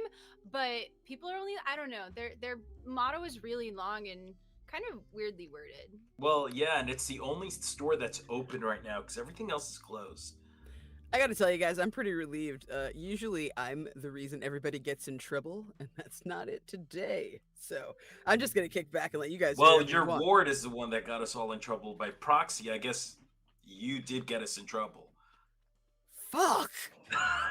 As you guys are having this argument, you are standing inside of Ephemeral Editions. This there is a distinctly arcane vibe. The lighting in here is quite low and moody and mysterious, and you feel as though, as you stand here, you can hear the rustling of pages just ever so slightly at the edge of your hearing. There are rows and rows and rows of books. In fact, you can kind of tell just from standing here that this shop is bigger on the inside than it is on the outside. It looks like it goes way far back. Where you guys are standing, though, you are approached by a woman who seems rather flustered. She says, "Oh, hello, hello, hello, hello. It's you. I'm sorry. There's some other people who ran in. I didn't get a chance to talk to them. It is my job, though, to come up to all of you as new guests to our humble bookstore and introduce myself. Hello, my name is Emmeline Curio. That's our parents, and we're lost. Where'd they go? Sorry, there is your parents. Go ahead and roll a charm roll to try and convince this woman that all of you have the same pair of parents. Not impossible. I'm I going to say this is a dig- 12. I'm going to say this Can I is a 12. assist? Since I'm big, I just put my arms around everybody like we're huddled together miserably. If you want, I can count this as you just offering an adversity token. Yes. Yeah, you just have a +1 in addition to whatever else you roll. Okay, that's a 4. Okay. Okay. Hear me out, gang. We have 2 rerolls that have been donated Yes. and an auto Okay. success. Okay. So my charm is only a D4, and I did roll a 3. Okay. Technically, You want to it's take not that auto explosion. success? And it can explode, yeah, If I- right? If I So get you the get a +1, 4 and it then explodes. if it explodes, then I go up to the D6. Then No, you just re-roll the D4. reroll the. Okay. Damn it, that's a 1. So 5. Okay, so that's 1 re-roll that you've used. Would you like to use the auto success? Because we're down to 1 re-roll and an auto success. I don't want to. I'm not gonna take that yet. All right. Well, good. I'll use a Then- reroll. We You can't gain take them an when we're adversity dead, Jillian. Okay, I'll take the auto success. We Oh, got okay, now all right. 115. All I'm saying. You automatically succeed, and this woman who's standing in front of you, and I should describe her in a little We're all bit more- adopted. I should describe her in a little bit more detail. She is she's got it looks like she has orcish ancestry. She's kind of greenish skin. She's got her hair not in a bun, but in sort of this it's like it looks like it's been teased into a very intentionally frizzy and somewhat chaotic do that she's got, like sort of an updo, sort of this curly hair. She is dressed in, I think the vibe that you get is sort of kooky librarian. That is like, it looks like she has very intentionally cultivated this image as she looks down at all of you. She's relatively young. She looks like she's maybe only in her 20s or 30s. And she looks down at all of you and says, you said you're all adopted? And interesting. Okay, wonderful. Some of you look a little bit. She pauses for a moment and turns over. Actually, she's going to turn over to Harper and say, "Are all of you the same age, or because some of you?" She's just like looking at your sibling here, your apparent sibling here, who's like crying, who appears to be like a late teens person who is sobbing at her parents having walked into a bookstore and run away. Well, I mean, some of us are the same age, and some of us are younger. Okay. But, Here, come with me. Come with me. I'll help you find your parents. Can you tell me their names? well, my parents' names are, You don't need to. I step in front of Harper and I sort of look. I look at this librarian and I sort of smize, something that I've learned trying to be a model here. And I say, you don't need to know our parents' names, but you do need to help us out, you see. Our parents have medication that I need in order to survive. And if you don't take us to them, well then, something bad might happen to me. And then you would be responsible for that. And you wouldn't want to be responsible now, would you? Are you using your magic power Yes. for this? Okay. So can you tell everybody what your magic power is? Yes, my magic power is to sell things. Because as a model, my job is to sell something. And right now, I'm trying to sell the idea that you need to take me to these adults, to our parents. Mac's flaw is that they're gullible. So they fully look at you with tears in their eyes. How could I have overlooked this? All this time, bro. You're there, just suffering. You would know that if you were my brother. No, for sure. But I'm not like the smartest, the smartest person in the room. My mom says, I'm just a less sharp crayon in a box. Our mom has said Yeah, it. our mom. And ma'am, you gotta get him help. You gotta save my brother, because I don't know what I'll do without him. Go ahead and roll. I'm gonna only say this is an 8. Go ahead and charm roll. And you can add I don't know how many adversity tokens you want to spend, but at a minimum of 1, go ahead and add There's no need. I rolled a 12. Okay, just mark off 1 adversity token. You succeed, though. You see that Emmeline Curio, this woman, and actually before she does this, we have a calamity roll for Mac. So Mac, as you're like having tears in your eyes, is this going to be a D100, Jess? It is a D100. Okay, either I can roll the D100 or you can roll the D100. Which would you prefer? I'll roll it. Okay. Yeah, Mac. Come on, Mac. Mac. What'd you get? 33. 33. What does that give us, Jess? You know what? Because Mac is not holding a weapon, I'm gonna just change it by 1. Okay. And so would you like that to go up or down? Wildly different. Oh my Let's gosh. down. No. The character turns into an 80s hair metal band version of themselves for the next 15 minutes. So much better. I'm starting a That's actually timer. cool. With tears in his eyes, I think Mac leans forward on the woman and seeks comfort in the bosom, and then when he pulls back, the beard and mustache that he's painted on are on her shirt instead, and they have very dark eyeliner around their cat-like eyes.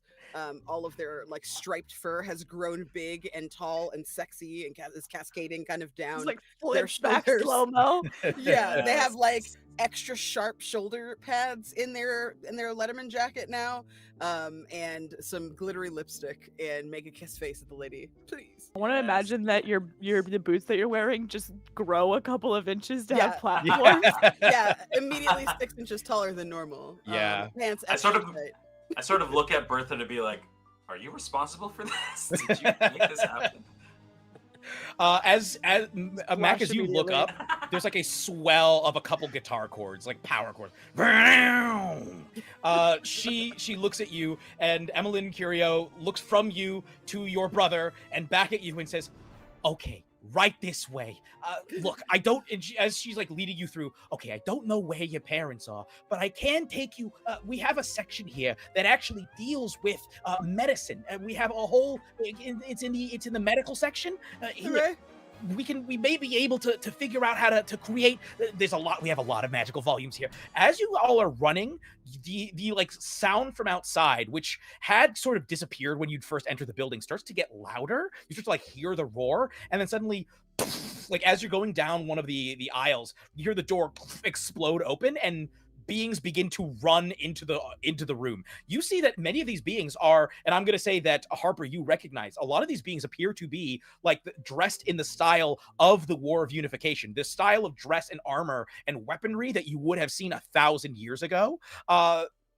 They're running through, they say, "For a unified Mavros!" And one of them charges forward and hacks into another ghost, like with a huge sword, fully splitting them from the nave to the chaps, just hewing through this person, and leaping between that pair, you see a speedy Fey-looking individual. This individual has long, slender legs with knees that bend backwards, almost like when you see sprinters at the Special Olympics who have these special prosthetics. Their legs look naturally that way, and you see instead of feet, they have paws. And this individual looks like some sort of beautiful live insectoid, part rabbit, part like beetle, and part horse. And they are dressed in a military uniform, and they are carrying a bundle underneath their arm, and they go speeding past you so fast, like there's almost an after image of them left behind as they speed down the aisle. I will let Harper, if you would like to, you can roll a brains roll, just to, as you are faced by this scene. To like know who these people are and know what's going on? Yes. Or would they fall under useless trivia, which I am skilled at? Oh, yes, let's add useless trivia. Let's do useless trivia. Yes. Okay. So then I just add +3 to the roll? Awesome. This is going to be a 7. You need to hit a 7 for this. Woo, thank goodness for that +3. That'll be an 8. Okay.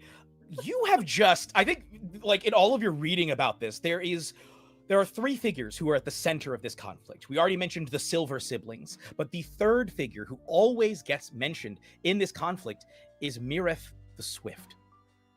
You have just witnessed the spectral echo of Mireth the Swift sprinting into this bookstore, carrying the legendary message that is meant to be taken to Havrenia, General Havrenia of the anti-integrationist forces. And you see Mireth like disappear down the aisle, as Emmeline is like, "Ah!" and like throws herself back against the books. He's got the note. He's got the note. We have to follow him. He has the key to knowing exactly what's going on. We have to follow him. Come on. Let's go. You want us to follow that? Yes.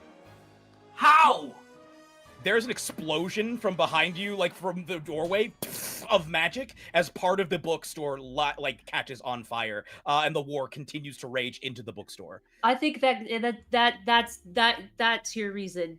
This is gonna be burned down very quick, and you guys are gonna look like me if we don't leave. Mac does air guitar and picks you up like a football and just chases after the guy in full jock mode. Bertha is going to put both hands up, and a wall of just brick will appear in front of the Swift, the messenger, and just trying to slow them down in any capacity so that Mac can catch up to them. Okay, go ahead and roll. I've been having you roll brains a lot. We should have you roll mark something. a diversity token to use magic. Yes, let's go ahead and say this is maybe brawn, since you're trying to like stop them physically. Let's have you roll brawn. We're gonna call this to stop Mireth the Swift. We're gonna call this a 10. Would you say that I'm technically treasure hunting because I'm Because trying Mireth is to get holding a the package? legendary no. Absolutely, go ahead. Okay, which I can spend an adversity token to find a useful item. So I think on top of that, maybe she sends up the brick wall, and then she also wants to maybe like something slippery, like Like ice, like there- there's ice in front of the wall. no, she would find it. So maybe she like finds just like a thing of oil or a thing of like You got water. oil. Yeah, yeah. Make And sure so the she's spines just don't crack. yeah, she's just gonna send that out at the same time. It's just quick thinking is just sending out anything at this point, grasping at straws. Okay. That's a 10 total. Okay. Mireth the Swift just like digs his paws into the ground. There's an audible screeching sound, and a pair of like black streaks are left in the carpet as he screeches to a halt. Mac, I'm going to need a flight roll from you. This guy is so legendarily fast that, as I mentioned, every year a bunch of prospective athletes will actually hold like tryouts to show how athletic they are for various professional Madrosian sports teams by running through the battle after him, trying to catch him. And the closer you get, the more impressive it is. So 10. This is like a 10. Okay, this is like really impressive. Mac is in full sprint. Mac, describe what it looks like when you are in full flight as an athlete. It looks With your hair metal vibes as well. It looks very majestic. That whole Chariots of Fire song would like play. You know what I mean? If this were an ideal situation.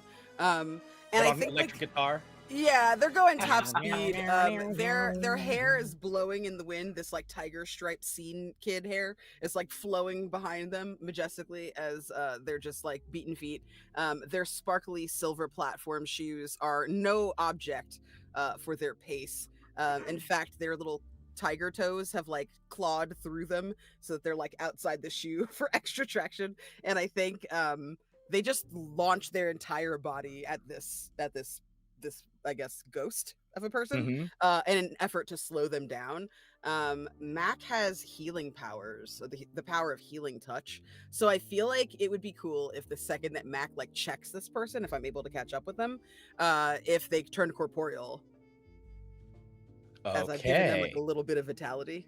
Yes, go ahead. First of all, roll as many adversity tokens, or not, spend as many adversity tokens as you want. This is going to be a brawn roll because you're trying to tackle this person.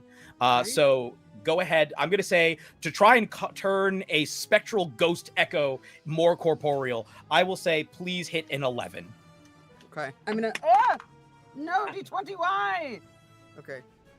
New die. Sorry.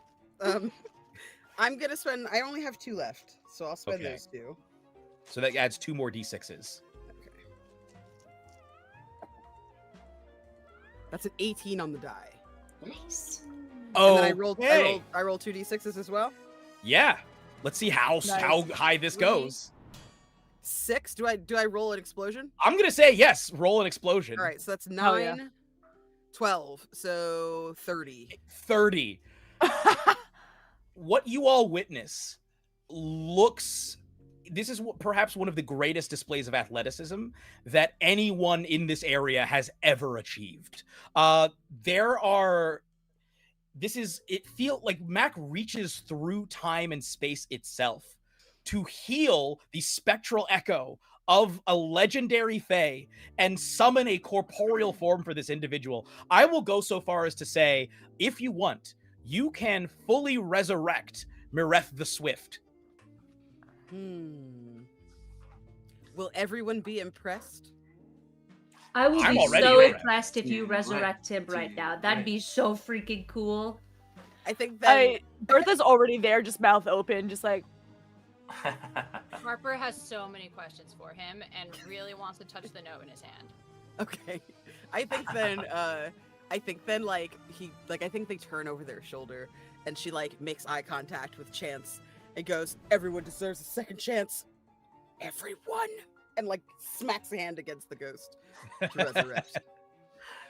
Mareth, like snaps into corporeal form here. Now that you can see him in full color, he has sort of like a dark, very, very dark, almost black purple hue that has sparkles in it. He appears to glitter in the low light of this old Victorian style endless bookstore. The skin of As a runner, Bella. he stands in front of you, looks up and is like, "Huh, who are you? Which side are you on?" Hey dude, we're all about that inclusivity and togetherness and right? Hey Harper, we're about like inclusivity and togetherness, right? Yeah. Yeah. I mean, we're all Are you with us or are you for them? beings. Us? The integrationists. Yes. Like I said, unification, inclusivity, love, and hope and peace and all that shit, man. Yeah. Well, And then come with kissing me. whoever we want. When Yeah. we want. Yes. Come with me. Come with me. You can be my honor guard. I have to deliver this. Holds up the package. Harper Lead goes on, to reach for the brother. package. As you like grab onto the package, Mareth grabs you in and says, "Yes, you will hold on to it with me. They will not wrest it from our cold, dead hands." Harper takes off her gloves and holds the package. As you hold on to this package, so you are using your ability Yeah. here. This is going to be a brains roll.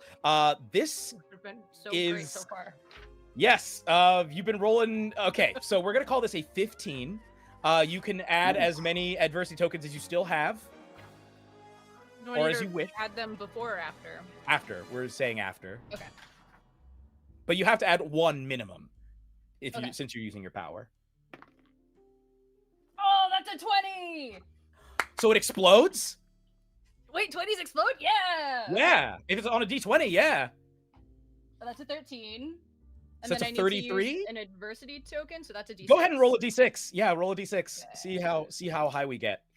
Where's my D6? Jesus Christ. 4. Oh my goodness. Okay, so it's a 37, if I'm not mistaken.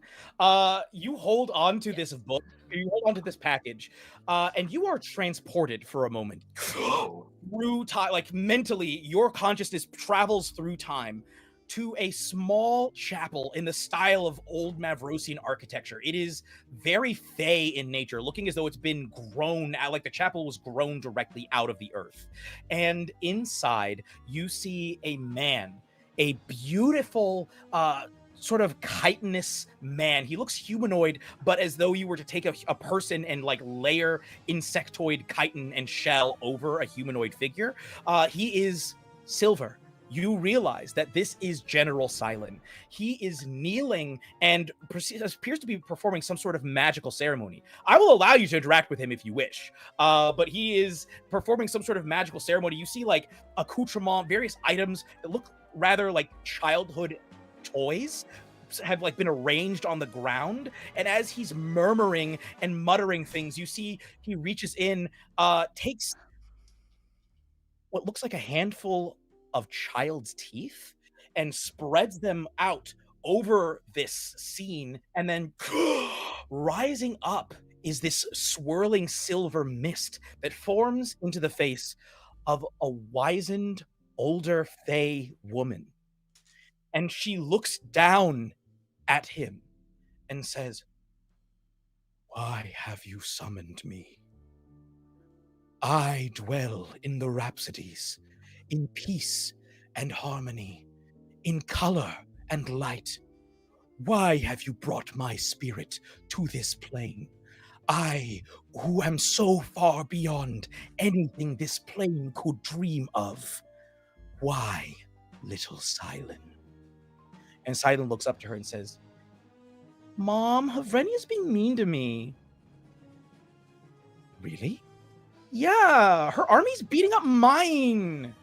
Mom, can you make her stop? Like, she's gotta stop it, Mom. The integrationist side could, like, totally lose." And she looks down at him and says, well, that simply won't do. Did you ask her to stop nicely? Yeah, but she won't listen. She decided to attack anyway, and like people are dying, and it's really bad. I told her to always listen to you and to never keep fighting. How many times have we had this conversation? You two, it's fine if you fight a little bit, play fighting, but if one person says stop, please stop, you need to stop. She isn't listening to you, is she? No, she's not. All right. You tell her, and as she says this, you see like silver mist coming from her mouth.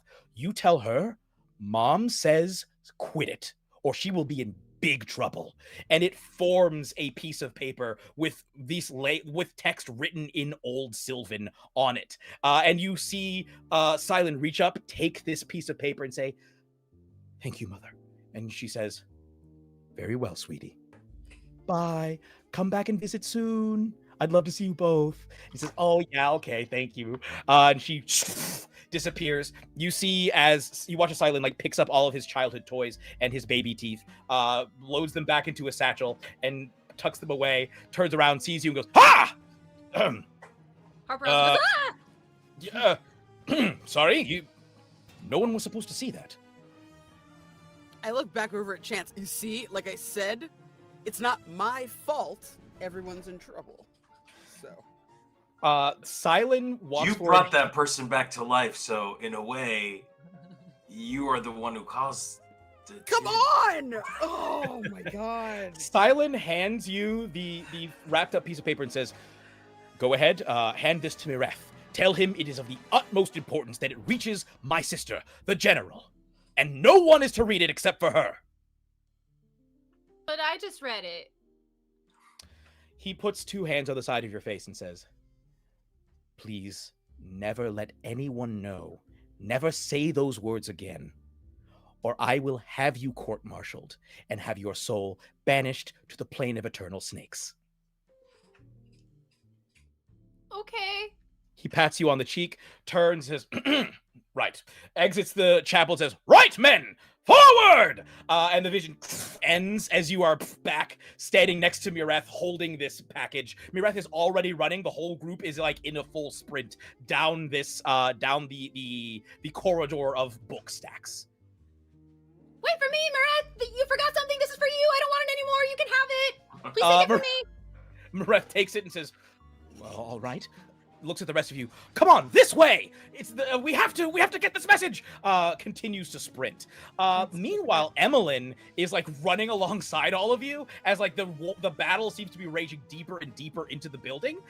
She says, "Look, I don't know which way your parents went, but if it's that urgent that you need to talk to them specifically, we can either go to the medical section or we can go to the section of mysteries, because right now it's a mystery where your parents are, and I guarantee we can find them there." The second one! I vote the second one! That one. Mysteries it is? Looks at the rest of you. Okay. Yeah, that sounds okay. All right, mystery section, follow me! She is running in full heels. It's actually quite impressive. As she's running, she looks over at you, Harper, and she says, I know what you saw. Tell me everything. I can't. If I tell you anything, I'll be banished to a plane of snakes by the scary Fae guy playing with his toys, and like his mom is really scary, and everything I know is a lie, and I don't know what to do right now. She reaches out as you're running and takes your hand and is like, it's okay. I had an experience like that once too. I also once saw knowledge that no mortal should ever understand, no mortal should ever receive. It's okay. We're safe here among the books. And she says, you don't have to tell me, but no, I will never stop wondering. And she smiles at you and continues to run, sort of pulling you along along behind her. So you guys arrive at, by the way, before you arrive at the mystery section, does anyone have anything they'd like to do or say? If no, that's okay. You arrive at the mystery section, and Emmeline immediately begins like, okay, fan out. We have, the mysteries here are constantly reproducing and like reappearing. So if that, like, where your parents are is a mystery, oh, yes? I was just I was just pointing at myself, and I was like, kind of like me, because I go invisible and then I come back. Ah, yes, that's wonderful. Thank you. Sorry, Yes, I so didn't please- mean to interrupt. I didn't mean to interrupt. Oh, no, it's okay. So it should be in alphabetical order. If you can find your parents' names or find your last names or find a key name, that's what we need. And she immediately begins like looking at books, even though she doesn't know your family's surnames, and waiting for you guys to start looking for things. Okay, so we don't really know what these two people's names are, so there's no way we can find their names, right? What if we just made up a name? What if it was like Frank and like Arthur? Those are good names. Those are good names. But Harper, what happened? I was transported to another plane where there was that general guy, and he was doing some sort of seance with like his toys and his teeth, and he summoned a like ethereal god person who apparently was his mom, and it was the battle. The battle was just toys. Everything Wait. we know, we're just That's not what we learned at school at all. no. And you would know that, Harper, We're because just you pay toys. attention. Wait, what do you mean we're just toys?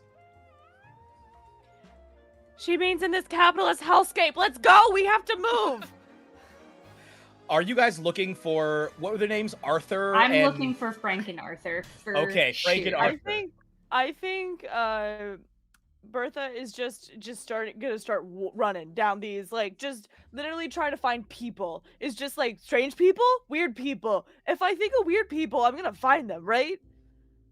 As you're running along, you do see a little section of stacks sort of materialize that says people across the top of it, like weird people, and you just see an array of books.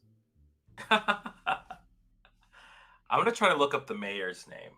Okay. All right. So all of you go ahead and roll brains checks, those of you who are searching through these books, and see what you find. So minimum to find a book is going to be 5. And if you find more, then you might find more than you bargained for. Explodes. Oh, I exploded yeah. as well. Oh, I got a That's a- 7. 9. Okay. 13. All right, so we're 12.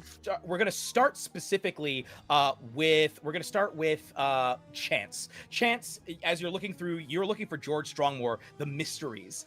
You see this ancient thick volume. It looks like it's bound in some sort of hide, possibly a humanoid skin. It's unclear, and it says "Servants of the Gloaming" on the cover on the spine. Gloaming. Hey, Harper, what does gloaming mean?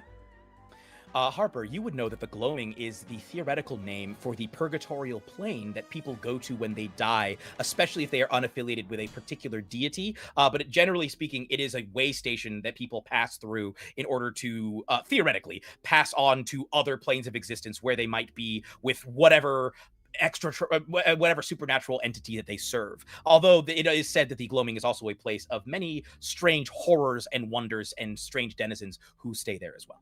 I relay that word for word. I still don't get. Okay, I grab the book and I Mhm. flip open the pages. What do I Okay. see? Do I see any pictures? Oh yeah, you see pictures sometimes of like landscapes, all of them very grayscale. You see pictures of castles, of buildings.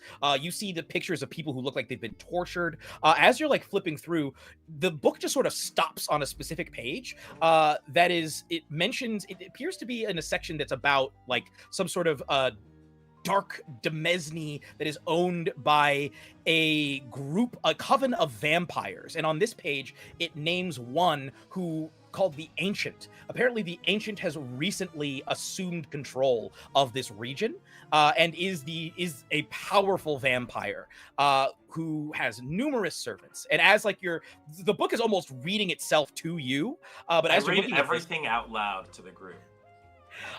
there's all this description of how the Ancient took over in a recent coup that was like in conjunction with the Hells, and there's like a full-on bargain where like the Ancient has formed an alliance with Mephistopheles and all this other stuff. But specifically, it mentions that the Ancient has a number of agents on other planes of existence, and among them, this long list, it lists George Strongmore. Well, well, well. This guy's dark-sided after all. Huh. And with that, we're going to jump over to Arnett. Arnett, you were looking for Frank and Arthur? Frank and Arthur, baby. All right. You see a book that says made up names and the people who want to find them. Made up names and the people that want to find them. That is... I whisper me because I don't want the person helping us to hear that I've made them up. But I say, I got the book that I was looking for. Emmeline says, yay! And continues looking through the stacks. Cool. Is there a as you're- picture inside for me to look at? Oh yeah, there's all sorts of pictures. Like as you're looking, every single name has a picture of a face. Many of them appear to be completely imaginary. Some of them look like photographs. Some of them just look like drawings. As you're looking through, you do see like a silhouette of a pair of people in an alley that says Frank and Arthur.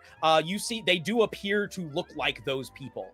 And the entry says that Frank and Arthur are the fake names given to a pair of people who appear to have been involved in a dark conspiracy concerning the Battle of the Silver Siblings. They fled into ephemeral editions and are currently hiding. And like, as you're reading it, it's almost like the words are appearing, are currently hiding even deeper, are currently hiding in the fiction section, specifically in the mundanity section. It's next to arcane fiction. Harper, are you busy? What's up? I need to go to the mundanity section. I don't know where that is.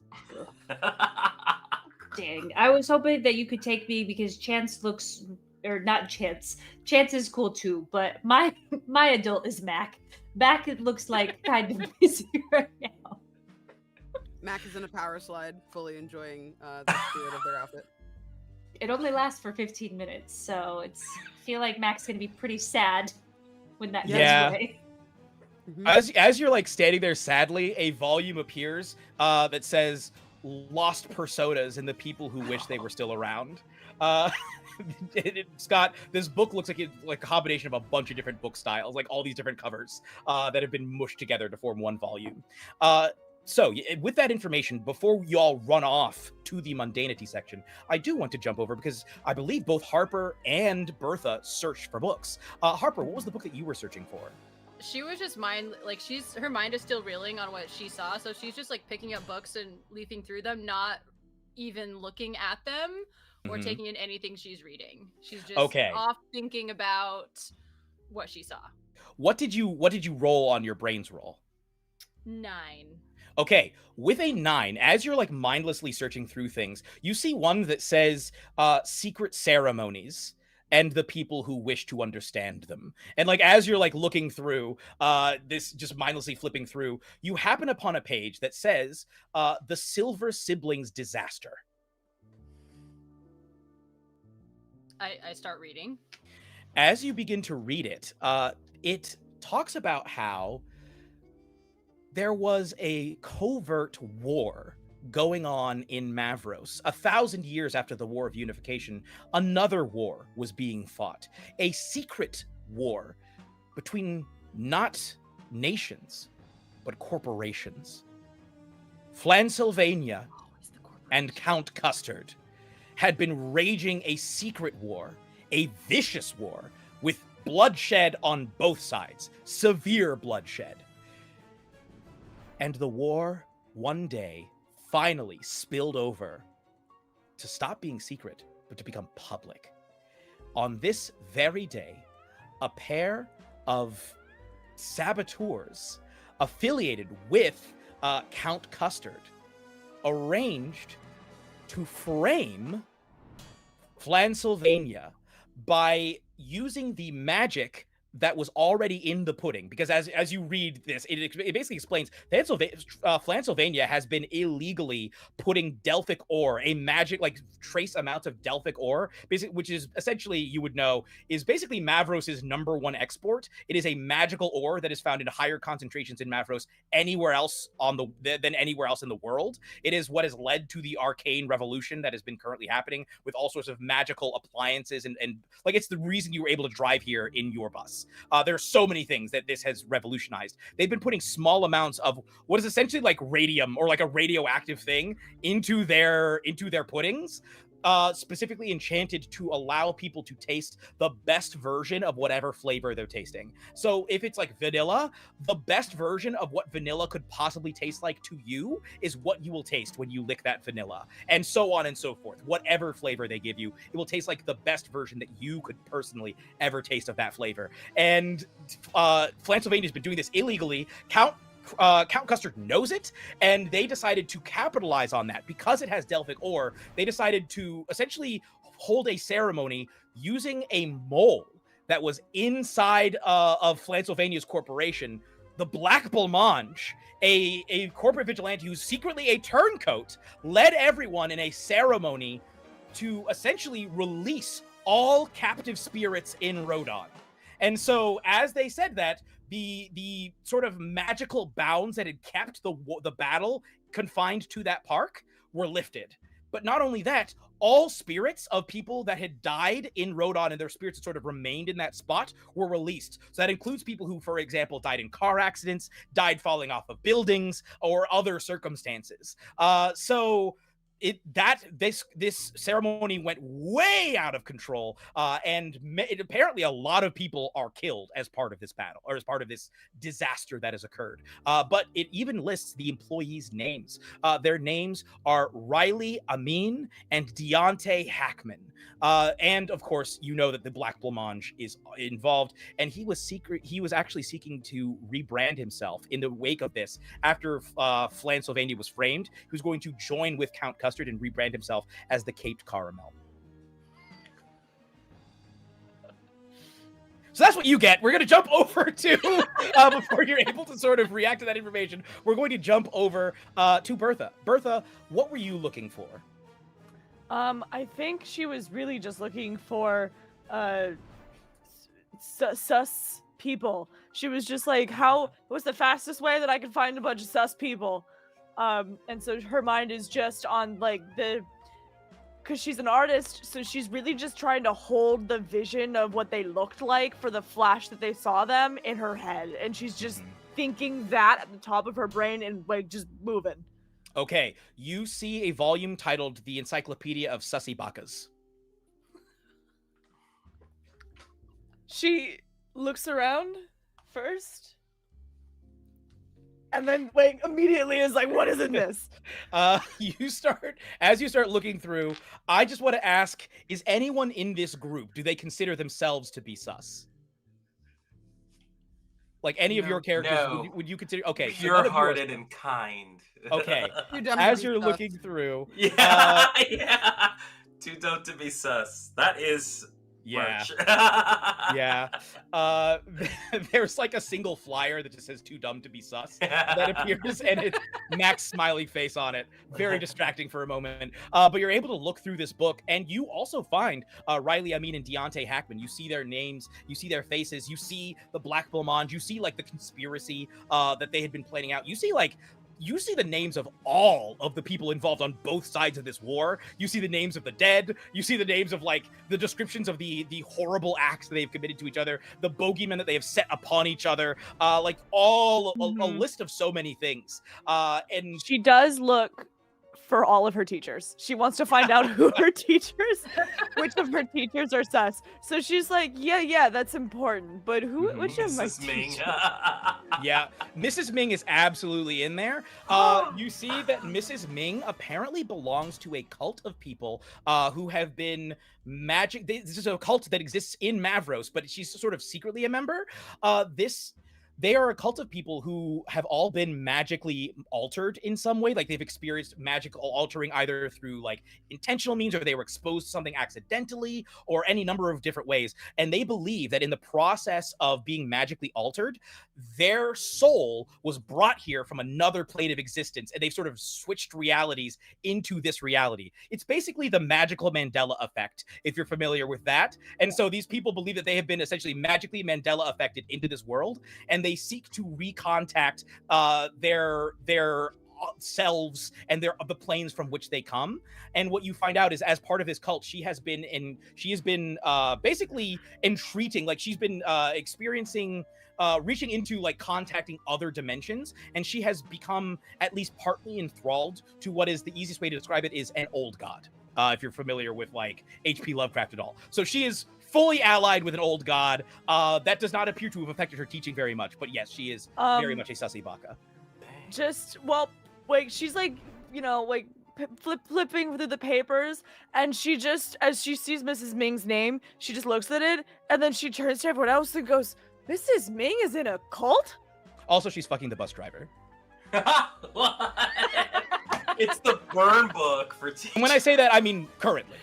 Right now. She stayed on the bus. She is currently having sex with the bus driver as the bus is beset on all sides by armies of the dead.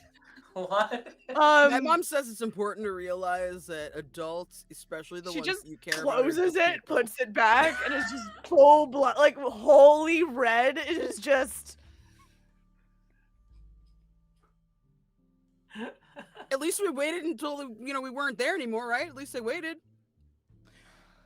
That's One true. other thing before you all take off. Isn't Mrs. Ming married?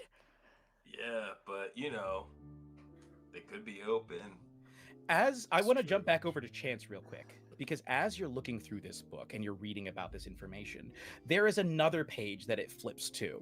The page of an individual who it says used to be in the gloaming, used to rule over a demesne of their own, but fell afoul of a powerful entity known as Lord Murnau, who banished them to the mortal plane and encased them in a book. This individual appears to be possessing of powers of great persuasion and like seamless connection. They are a being known as Anathema.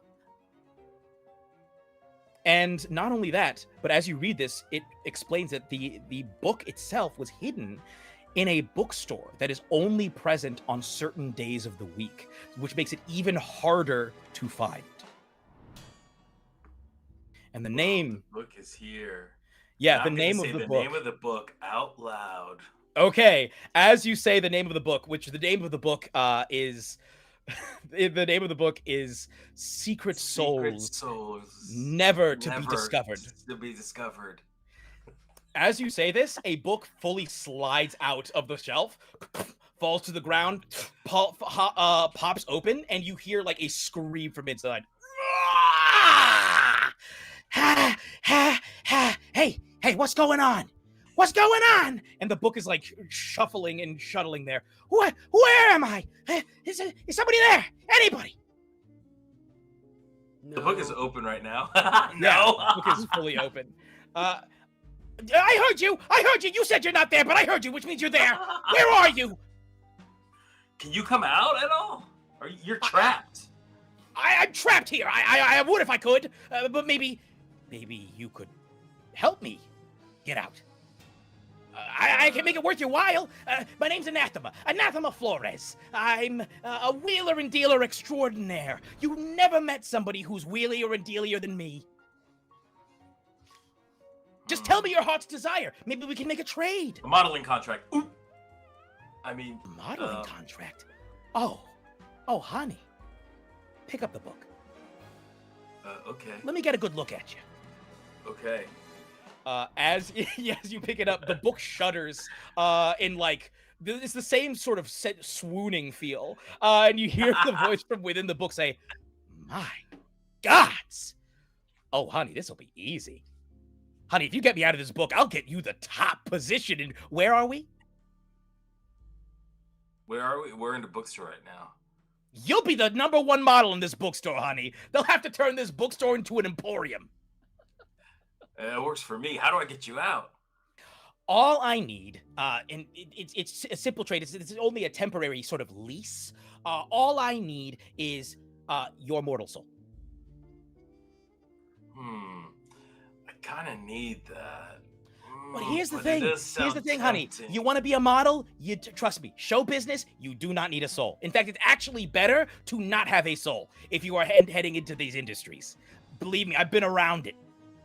The people you'll be working with definitely won't have souls. And so I'm telling you, if you want to fit in, it's better to not have a soul. Hey guys, just a show of hands. Y'all think I should trade my soul for a modeling contract? Absolutely not. No. No. No. Hey, No, buddy. a bad idea, I think. Buddy, listen to me. Yeah. Are your friends models? Are they in showbiz? No. Then they don't know squat, do they? They've never been in that world. They don't know what it's like to feel the lights. The lights on your face, the catwalk under your heels. I would like, if I may, to go invisible, and I would like to, like, I assume that Chance is like holding the book kind of like this. I would like to like tickle its spine so it will just stop talking to Chance. As you tickle the spine, it was like, oh, my spine is sensitive. Stop that! Stop that! The Not book starts doing like trying to anything. snap open and close. What's going on? Something's got me. Please, Uh. just look. Just all you need to do is sign in the book, or maybe if you bleed, just a little bit of the book. That's all it takes.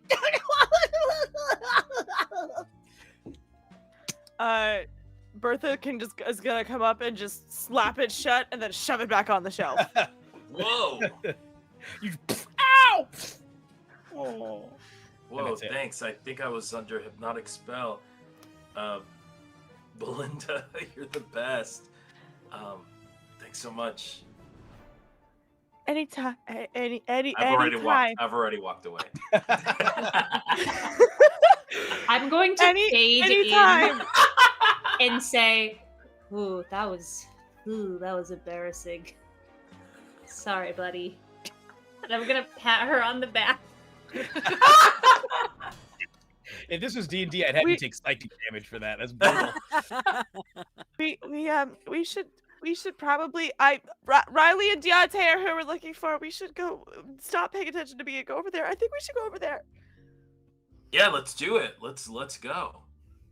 Riley and Deontay are their names? I'm Yep. so glad that you remembered them the first time. And the Black Lamange. Of course, why wouldn't I remember, Beatrice? I'm Yeah. really good with names. That's Yeah, one of my you're special so great. skills, actually. You're really good. It's good for really- networking, you know? Mhm. Right. As you Bernie, are you're standing, killing it. as you're standing there, Bernie, as you're standing there, Emily comes up and puts an arm around you and says, "Troubles with love."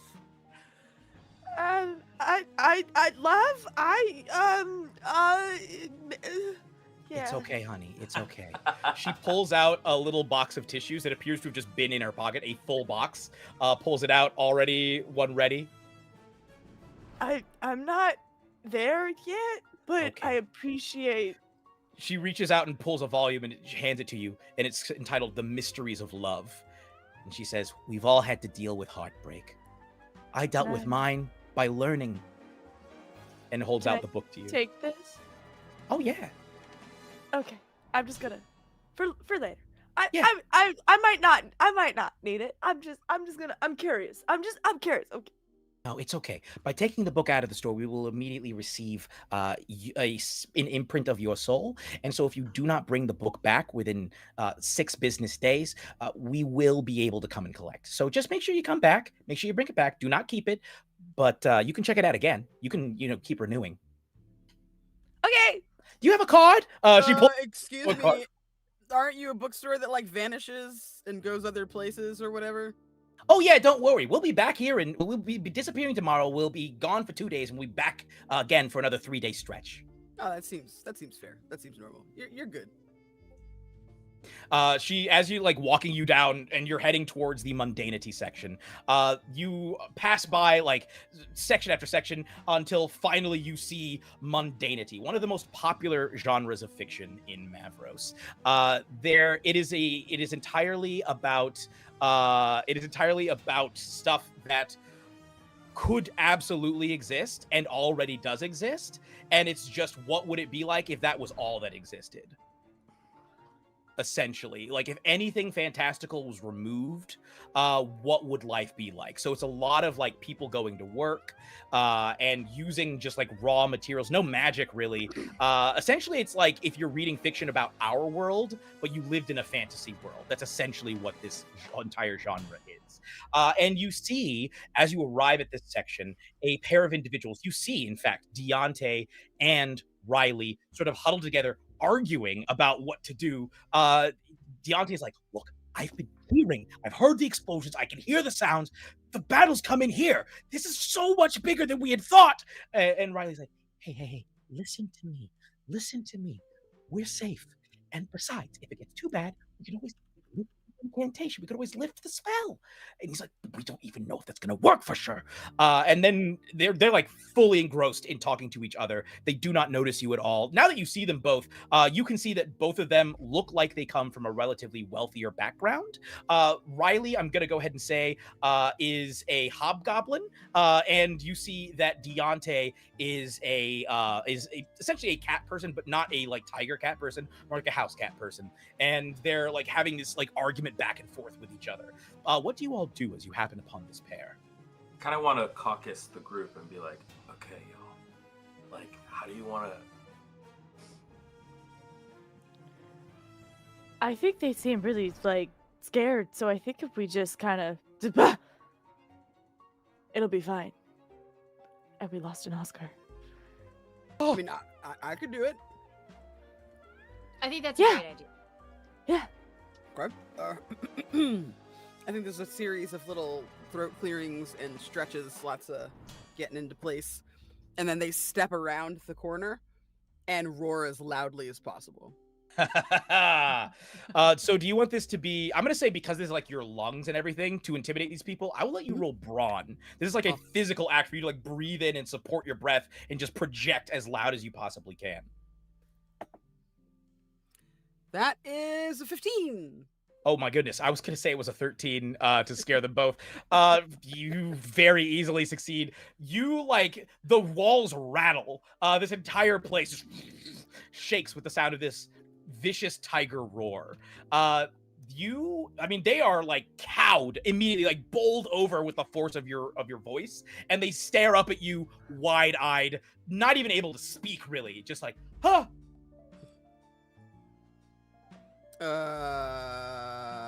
I didn't think this through. What am I supposed to say?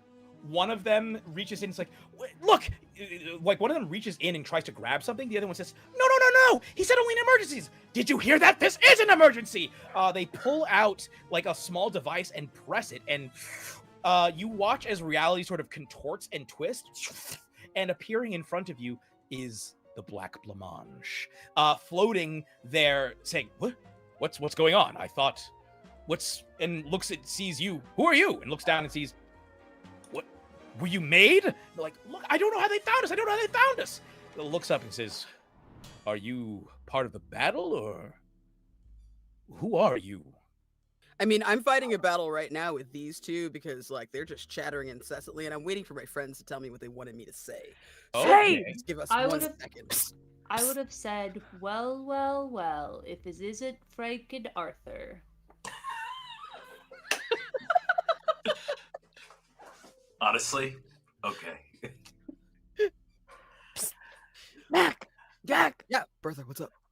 tell them that we know what they did and we want them to put it back.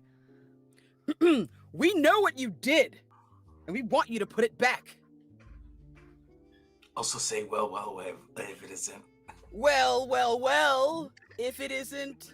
Frank, Dwayne and Riley and Deontay. Frank and Arthur. Riley and Deontay. Arthur. Frank, Exactly. Riley and Frank Deontay. and Deontay. And let them Frank know that and we know Deontay. all about the corporate espionage. There's espionage of a corporate kind, and we don't appreciate it. Ask them And- about the espionage of the pudding. And what's going on with the pudding? How'd you make it glow like that? Because it's cool. That's besides. No, the we point. know you didn't do that. We I know you think. didn't do that. No, it's filled with magical ore. It's filled with magical. Why are we eating your ore? We didn't consent to ore eating. Emmeline leans in and it's says, inappropriate. maybe you should say hi, Mom and Dad? What are you doing here? I've been here the Hi, whole Mom and Dad. time. I never left. I'm here getting you to your parents. You're sick. You need help. Okay, Max, say, well, Oh, yeah. but is it Mom and Dad? Mom and Dad, why are you here without our permission as well? You should slow your roll and never leave your children again. All right, so I don't know what kind of role this is supposed to be.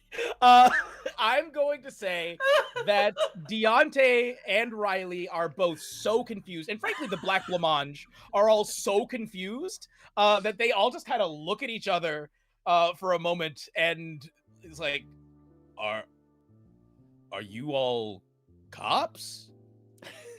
Who's asking? We are. We're. Do we look like cops? Are you kidding me? The rainbow hair girl just sticks her head up. Like, All right, I'm gonna fight you now. And the Black Oh! Blancmange launches himself towards you. He's like, this secret can't possibly get out. And he's like, there's too much money at stake. And he's going to try and when I say the Black Blancmange, so for those of you who are not familiar with what a blancmange is, it is, I guess, a kind of gelatin-like substance. It's a gelatin-like dessert. The Black Blancmange literally looks like if you took a blancmange, sort of made it, sort of took out the insides, but kept like the top layer and like the shape, and put a person's head at the top of that, made the whole thing black, and then let the shape sort of billow like a cape.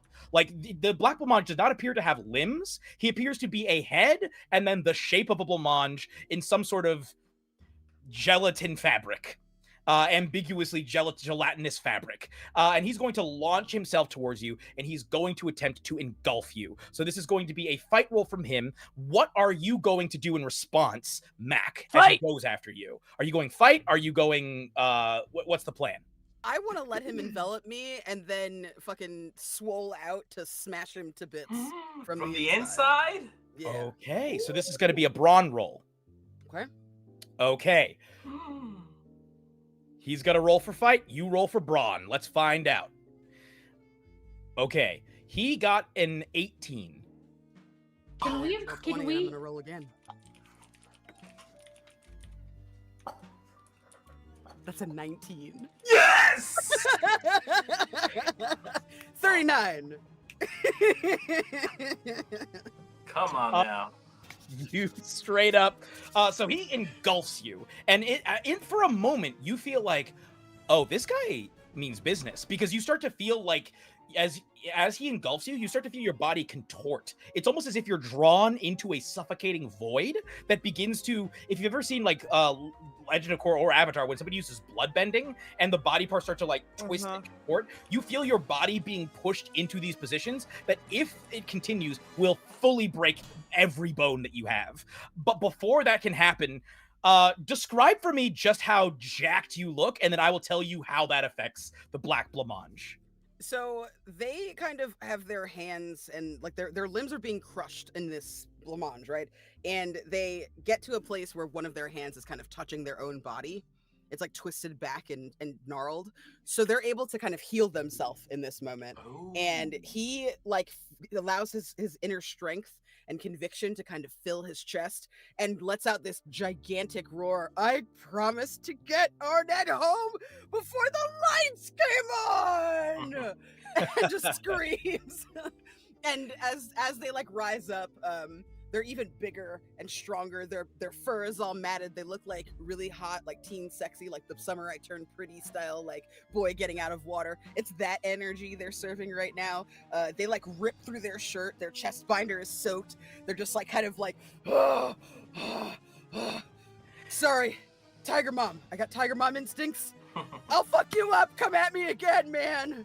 The Black Blancmange, who is a well-known vigilante, has been in death-defying situations before, is torn asunder and shredded. I'm going to say yeeted, in fact. His head and what's left of his tatters are yeeted into another section of the bookstore, fully disappearing, just disappearing. Bertha, Go ahead. while this is happening, Bertha starts taking off bracelets and is just gonna start like installing them at the other two, making sure that they can't like run away or leave, and just like at their feet, just trying to make sure that they like can't leave. You know what? Make a fight roll while I describe what else happens, because as the Black Blancmange is torn apart, a like black custardy filling splatters all over the area, including all over each of you.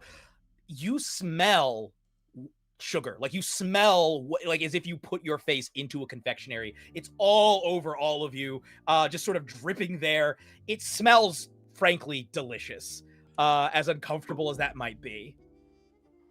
I think you see some cleaning immediately of the fur. I think Bertha was a also good like shields Chance if she You take a glob of sugar for me? Yes. You're bodyguarding me? Also, that's a 2 on my fight roll, so I rolled 2. You pull it, let go of the wrong end, and snap yourself in the nose.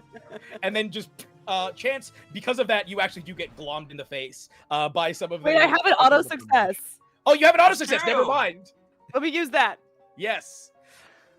You absolutely, I'm gonna say with an auto success, you shoot out the bracelet, and it fully wraps around both of, like, you were able to shoot out bracelets and wrap around their hands and I feet. imagine that the first one does like absolutely shoot her in the face, and she's like hitting her nose, and then she has to do it again. Yeah, absolutely. Beautiful. Thank you to whoever donated for Bernard. That's great. You managed to tie up both of your opponents, both of your foes. My question to both of the remaining 3 cast members: are any of your characters doing anything during this conflict as a man is exploding? I mean, I just saw. Sorry, no, go, please. Harper is just gonna try to hide behind a bookcase. Okay. She's terrified, but she doesn't want anyone to know it, so she's just trying to slink behind a bookcase. You see that Emmeline sees you and gives you a little point back at you and says, "Kindred spirit, honey." And she's also crouching behind another one. Same recognized, same. Yeah. What is Arnett doing? I think that Arnett is going up and positioning themselves invisibly, of course, and doing little ghost poots. To where it's silent but violent, or silent but deadly, and like it smells like something died in here, and I'm just trying to make it uncomfortable for them. They both look very nauseous immediately. Mm-hmm. And they're just sort of doing the thing where you don't really talk, just to hold it all in. Just. And I can do this all night. So eyes watering, yeah, skin curdling. What is Chance doing? Well, Chance just saw like this brave soul like really defending me and sort of like capturing the 2 people that we're trying to get, and then like I sort of see the name sort of floating over her, and I see the B solidify, then the E solidify, and then the end at the A solidify. And I turn and I'm like, "Becca, thank you so much.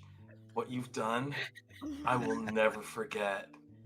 And I run over to the 2 that were like tied and bound and try to hold on to them. Okay. Yeah, anytime. And she just like wipes like just cream and sugar from her like face, and is just trying to like flick it off. The pair of them are cowering. You are able to very easily grab them. They look up at you like, please let us go. Please, we'll do anything. Just, it's in my eyes. It's in my eyes. It's gonna stay there if you don't tell us what's going on. They fully tell you the full plot.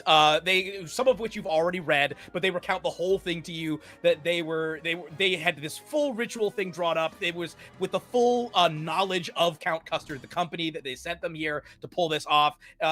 Basically, this was Count Custard's bid to take over as the premier confectionery company in Rodon. And now that you have stopped them, they do have a failsafe option to try and essentially end this, but it would take more magical pudding, and it would require or more magical pudding type materials, and it would require you to taste that as well. But say the words basically as sort of a reverse of what you said initially. Hounds be bound. And they say this to you in between like heavy swallows and sniffles and the occasional. And a lot of farting. Stop farting, both of you. It stinks in here. Oh, I'm sorry. It's not us. It's not us. Sure, it wasn't. All right. Oh. Like you can see like their skin's drying and cracking under like the force of like clumps of hair falling out. Just fully not okay. Like the cat is becoming a Sphinx cat. Deontay's fully becoming a Sphinx cat as he looks up at you. Yeah, you have your knowledge. What you need now is a magic custard or custard similar substance. Now, where do we get that?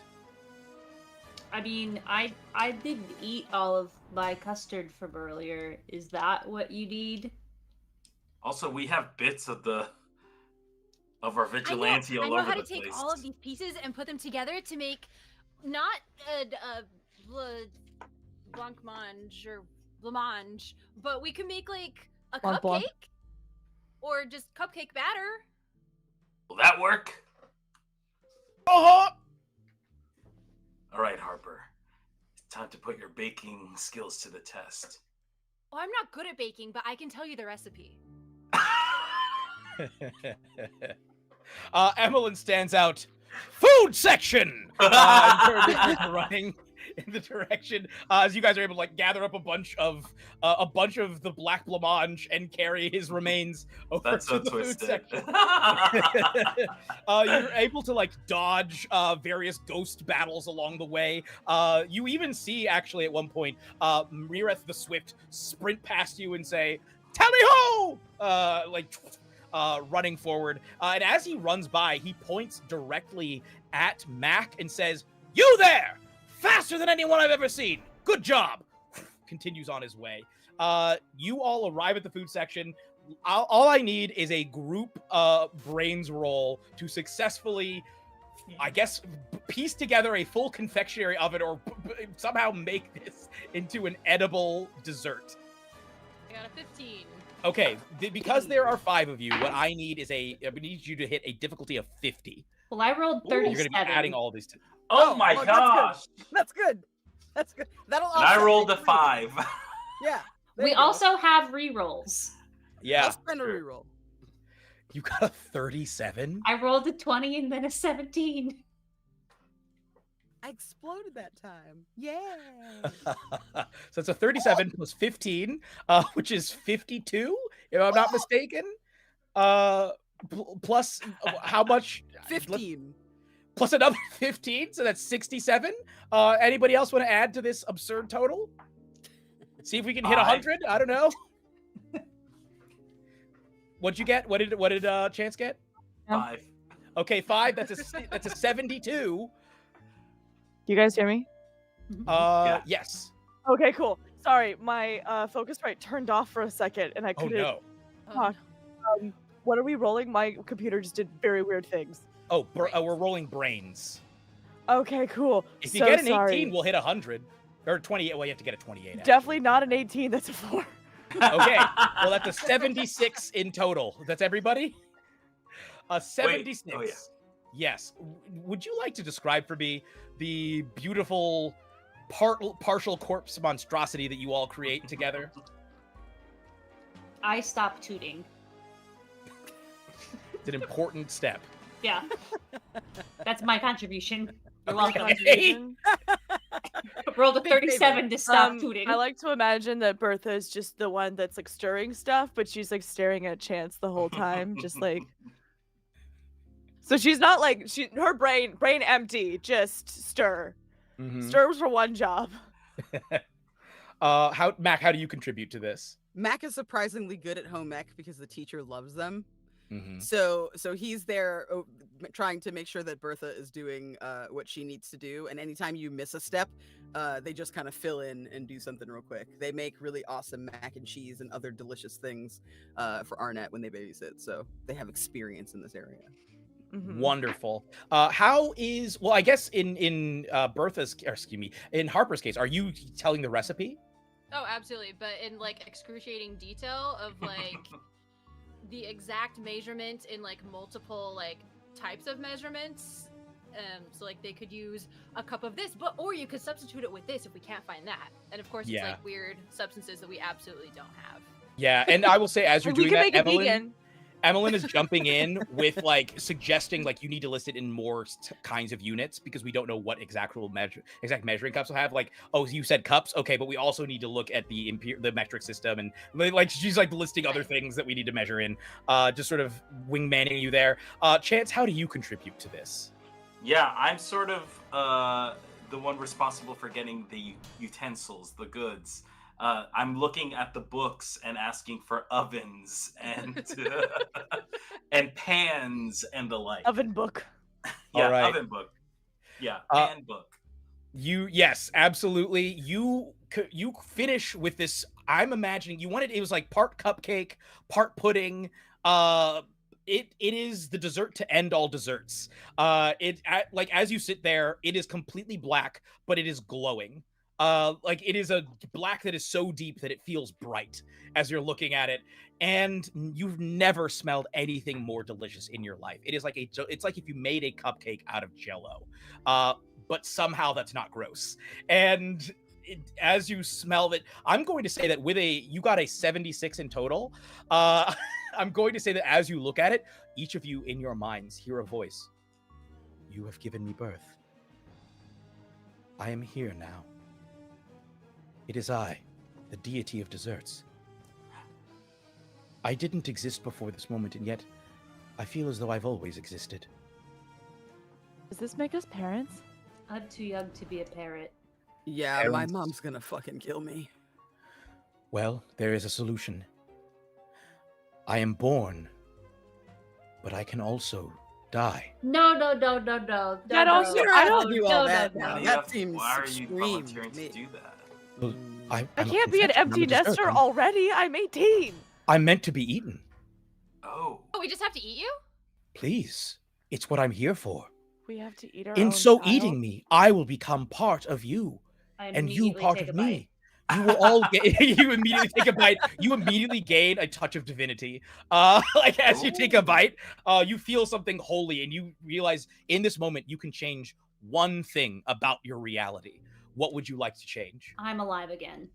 what? As you take a bite, you fully become alive, standing right there. Mac's like, holy shit, I'm gonna get the best fucking tip, goddamn. Well, I don't think much changes to y'all. I still look like me. I just now am not dead. So I guess unless you're like touching me and you can like feel my warm body now.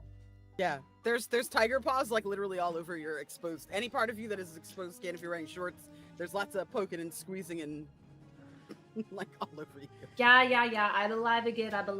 It's fine. Oh, It's you're fine. alive? I am. I'll be able to go through puberty. Oh my god. It's a real bad time, man. Yeah, it's Just in time. True. Don't tell my mom I said that. Shit. It's true, man. You're all out of excuses now. You gotta like act right. I like Probably shouldn't even start be on this field trip. I start to slouch and I like don't go invisible and I'm like, why did I do this to myself? No. Hey, Arnett, What's up? can I take a bite of that cupcake you're holding? Yeah, here you go. Thanks. It's kind of like the apple earlier, right? Well, Chomp. you actually didn't give me a bite, but enjoy. Uh, as you take a bite, you also gain a bit of divinity. At what I will say, as each of you take a bite of this, it is the most delicious. It is more delicious than you could imagine. It is so delicious that it expands your imagination to be able to perceive this level of tastiness. And forevermore, should you ever wish to should you ever wish to feel satisfied after eating, like you can just summon the feeling, like a feeling of deep post-food satisfaction. Chance, what is your one thing that you do with your spark of divinity that is taken Um, inside of you? Yeah, so like I don't say anything. I just sort of think it and then I nod my head and I turn and walk towards the person who saved my life countless times, took so many sweet confectionery stuff thrown my directions, blocked it. And I give her the cupcake and I say, "Hey, Bertha, do you mind taking a bite of this cupcake next?" And just, I think, one of her barrettes just pops open, like, just like her mouth drops open, and one of them just pops open for no reason. And then she's like, You remembered? That's my name. That's my name. Yeah. And then she just immediately takes the apple and takes like a giant bite. Not the Okay. apple, but the cupcake. What does the deity of dessert grant you as you take a bite? Huh. I think she wishes that the vampire mare gets outed. I think that's her wish, is that vampire mare definitely gets outed as being sus. And just headlines. She just is imagining just headlines of like sus mayor.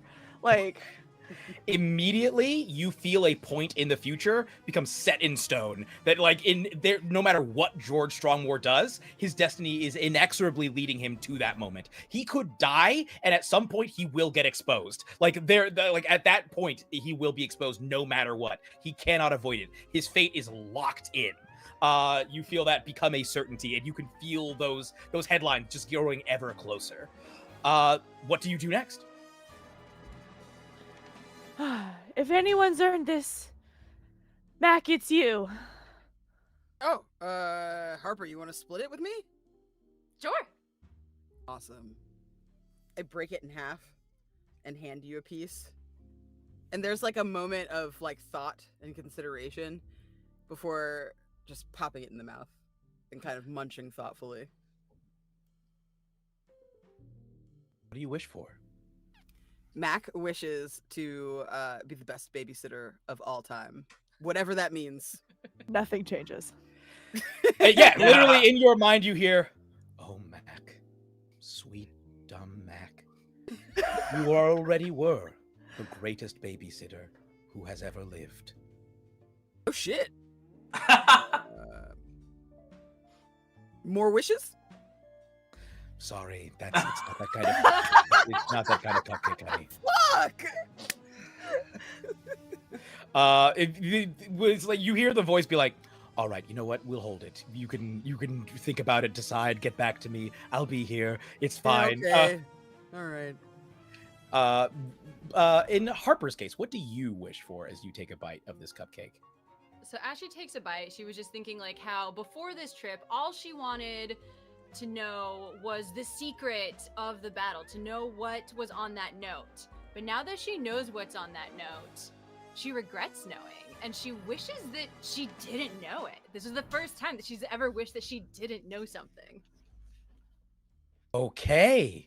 As you wish this, that knowledge is drawn out of your mind. If you want, the entire memory of you having been to the chapel can be taken away as well. I'll let you decide. All right. I think that what you recall of this day is that you met, I think you know that you met Mireth the Swift, and you know that you knew something, and for the first time, you realize it's okay to not know something. And I think that's the thing that sticks with you. It's okay for you to not know some things. And there's sort of a satisfaction. Sort of, I feel like you feel your brain relax, like inside of your head. It's like as if your brain was holding its jaw, and just like, and you feel a sense of peace come over you. And as all of you are standing there, you hear, so we just like tortured your parents. We're gonna need to talk about this. As Evelyn stands there, let's go ahead and have last thoughts as we wrap this up. You guys are able to leave the bookstore and go home. Where do each of your characters go from here? We will start in the order. We'll go in the order from which you ate the pudding. Ate from the cupcake, the deity of desserts. Going to starting with Arnett. Arnett, what do you do after this? I think immediately after, I'm so sorry to hijack you, Mac, but I do think Mac takes me home. And then whatever Mac does afterwards, but he's the greatest babysitter alive. So he has to, do his babysitter duties. And I think I walk in and I say, hi, Dad, Arthur Frank, you are never gonna believe the day that I have had. Hoo-wee! Come in and give me a hug. And I think that they're going to feel like warm skin for like the first time in 2 years. And They I start think that sobbing and Mhm. pick you up and they're like, "Oh, our child is back!" You guys are I'm so imagining that they're in embarrassing. their 60s now. Like you've been gone for a while. They're like, "Oh, our child is back! Oh, we have to enroll you in school. This is so exciting!" They give you a hug. One of them walks over to Mac and is like, "I don't think it's possible to repay you." Reaches in, takes out a full-on check, and just writes a check for, I'm gonna say for a full year of tuition, for the university of your choice, if you win. Dang. Just I didn't know we had it like that. they turn and say, insurance pays off. Or actually, no, they say insurance. They say lawsuit. They point at you. They want a bunch of money in the wrongful death lawsuit that they filed after you died, and they're like, hey. But yeah, they cut you off a huge chunk of that cash, Mac, and cut you a check. You are able to, your future for the foreseeable future is set. Whatever you want to do. Which I think leads us to, who was the next person to take a bite? Was it Chance? Chance, yes. Yes. So after that excursion, Chance will go back to the school bus. We'll look at Mrs. Monk and the bus driver, giving them a knowing look, and kind of wait for everyone to sort of get back on the bus. Because the thing that Chance has realized is that he was so focused on his own goal about being a model, discovering, sort of like selling a persona, that he like doesn't really have any sort of meaningful connections with other people at all. And all of his like little crew, his little like fan club, he starts sort of doing the gestures to like gather around, and he starts asking them questions and giving information back, sort of like tearing down the walls a little bit. And as everybody in the crew starts sort of sharing information and like not just vibing with Chance, but vibing with each other too, being like, oh, you're cool too. Oh, we're awesome. Chance starts writing a letter to Bertha to see if she's free for coffee sometime. Oh, yes, you get a beautiful friendship group. By the time you like arrive back at school, you've sort of formed a little friendship group that only grows throughout the remainder of your senior year. It's wonderful. I'm gonna pass it over to Bertha. Bertha, where do you go from here?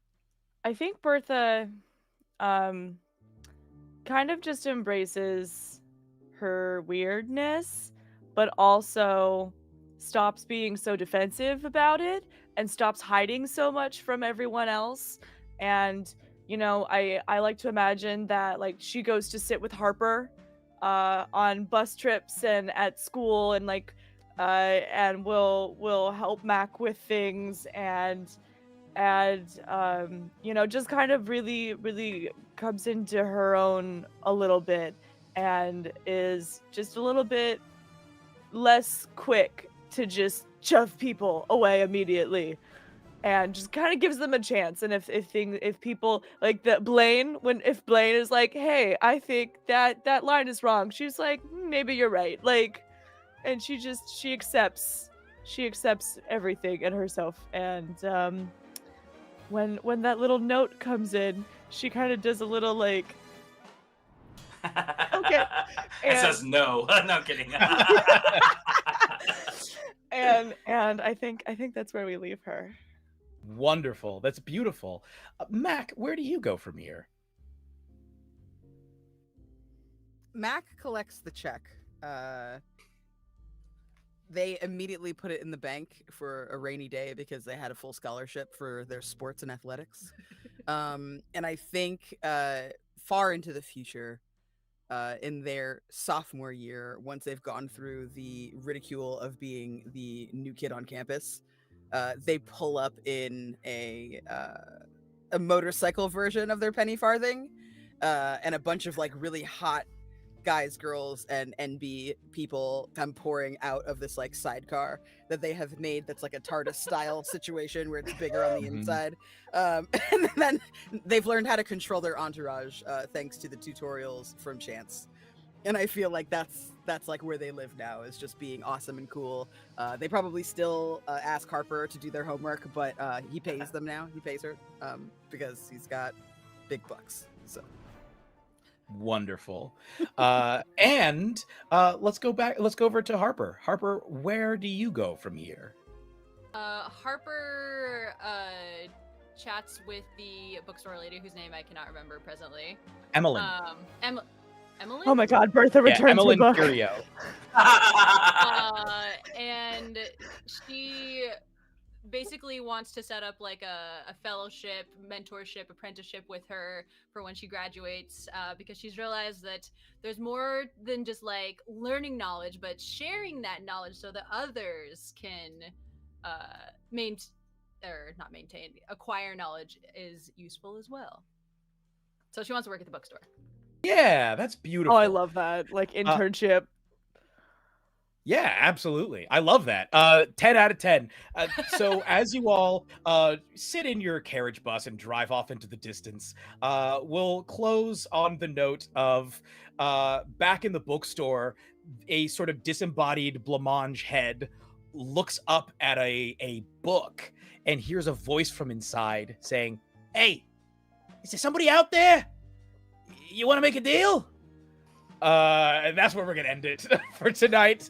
Thank you so much for joining, for donating. I hear we reached our goal. Is that true, Jess? We did. I was gonna say it in my Yay! outro, but friends, we have raised 540 pounds, which is $724, which is Hell yeah. incredible. Thank you so much Amazing. for helping us support medical aid for Palestinians. But gang, before we get up on out of here, let us tell the people who we are and where they can find us. Zab, let's start with you. Hi, yes, hello, Zabracus. You can find me on all your favorite social media networks as Zabracus, Zabracus. I make lots of silly videos, mostly about Magic the Gathering.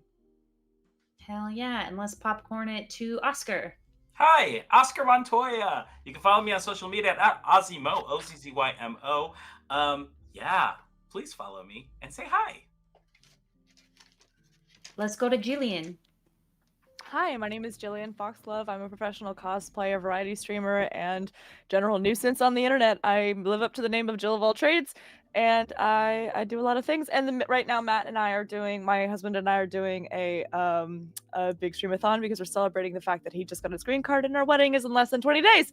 So we'll be back Yay! live tomorrow. If you want to come hang out, we're doing a cooking stream, and it'll be fun because I'm putting Matt in a maid costume. Nice. Like Let's- and subscribe. Let's go to Candace. Hi, I'm Candace, also known as Candace the Magnificent. You can find me at the Candace Marie on Blue Sky, at Candace Magnificent everywhere else. Please check out Bloomin' Blight and Three Black Halflings to hear more of me. Thank you. Jeremy. Hi, everybody. My name is Jeremy. My pronouns are he, him. I've been your GM for this evening. I'm the creator of this setting. It originally started as a thing I made for my friends in a home game, and now look where we're at. Thank you so much to everybody who's played. If you want to, who's played tonight, you all were incredible. Like, this was so much fun. And to everybody who donated, it is amazing that we met our goal. That's so exciting. Yes. And if you want to follow me, you can follow me at Jeremy Cobb1. That's Cobb with 2 B's and the number 1 on Blue Sky, and you can also follow me on Instagram at the Cobbmeister. And I'm with Candace on Three Black Halflings, so go check that out to hear lots more of me. If you want to hear more of this particular setting, we have a full 2 seasons and a 2-shot. City of the Black Rose, we did 2 seasons playing D&D 5th edition, and then a 2-shot recently that is in Daggerheart. So go check that out. It's a lot of fun. I will warn you, a lot darker than this. It's a lot less. There are some parts that are pretty heartwarming, but Still this real derpy though. It is derpy. That's true. That is true. And it can be very funny sometimes, but it is a lot darker. So prepare yourselves. Orgy. Yeah, especially, yes, there is a full-on weird interrogation orgy where guys are doing push-ups and thinking about their wives, and people are tucking people in to make sure they're I'm comfortable. sure they're tucking something. And then there's a frog. But yeah, go check that out.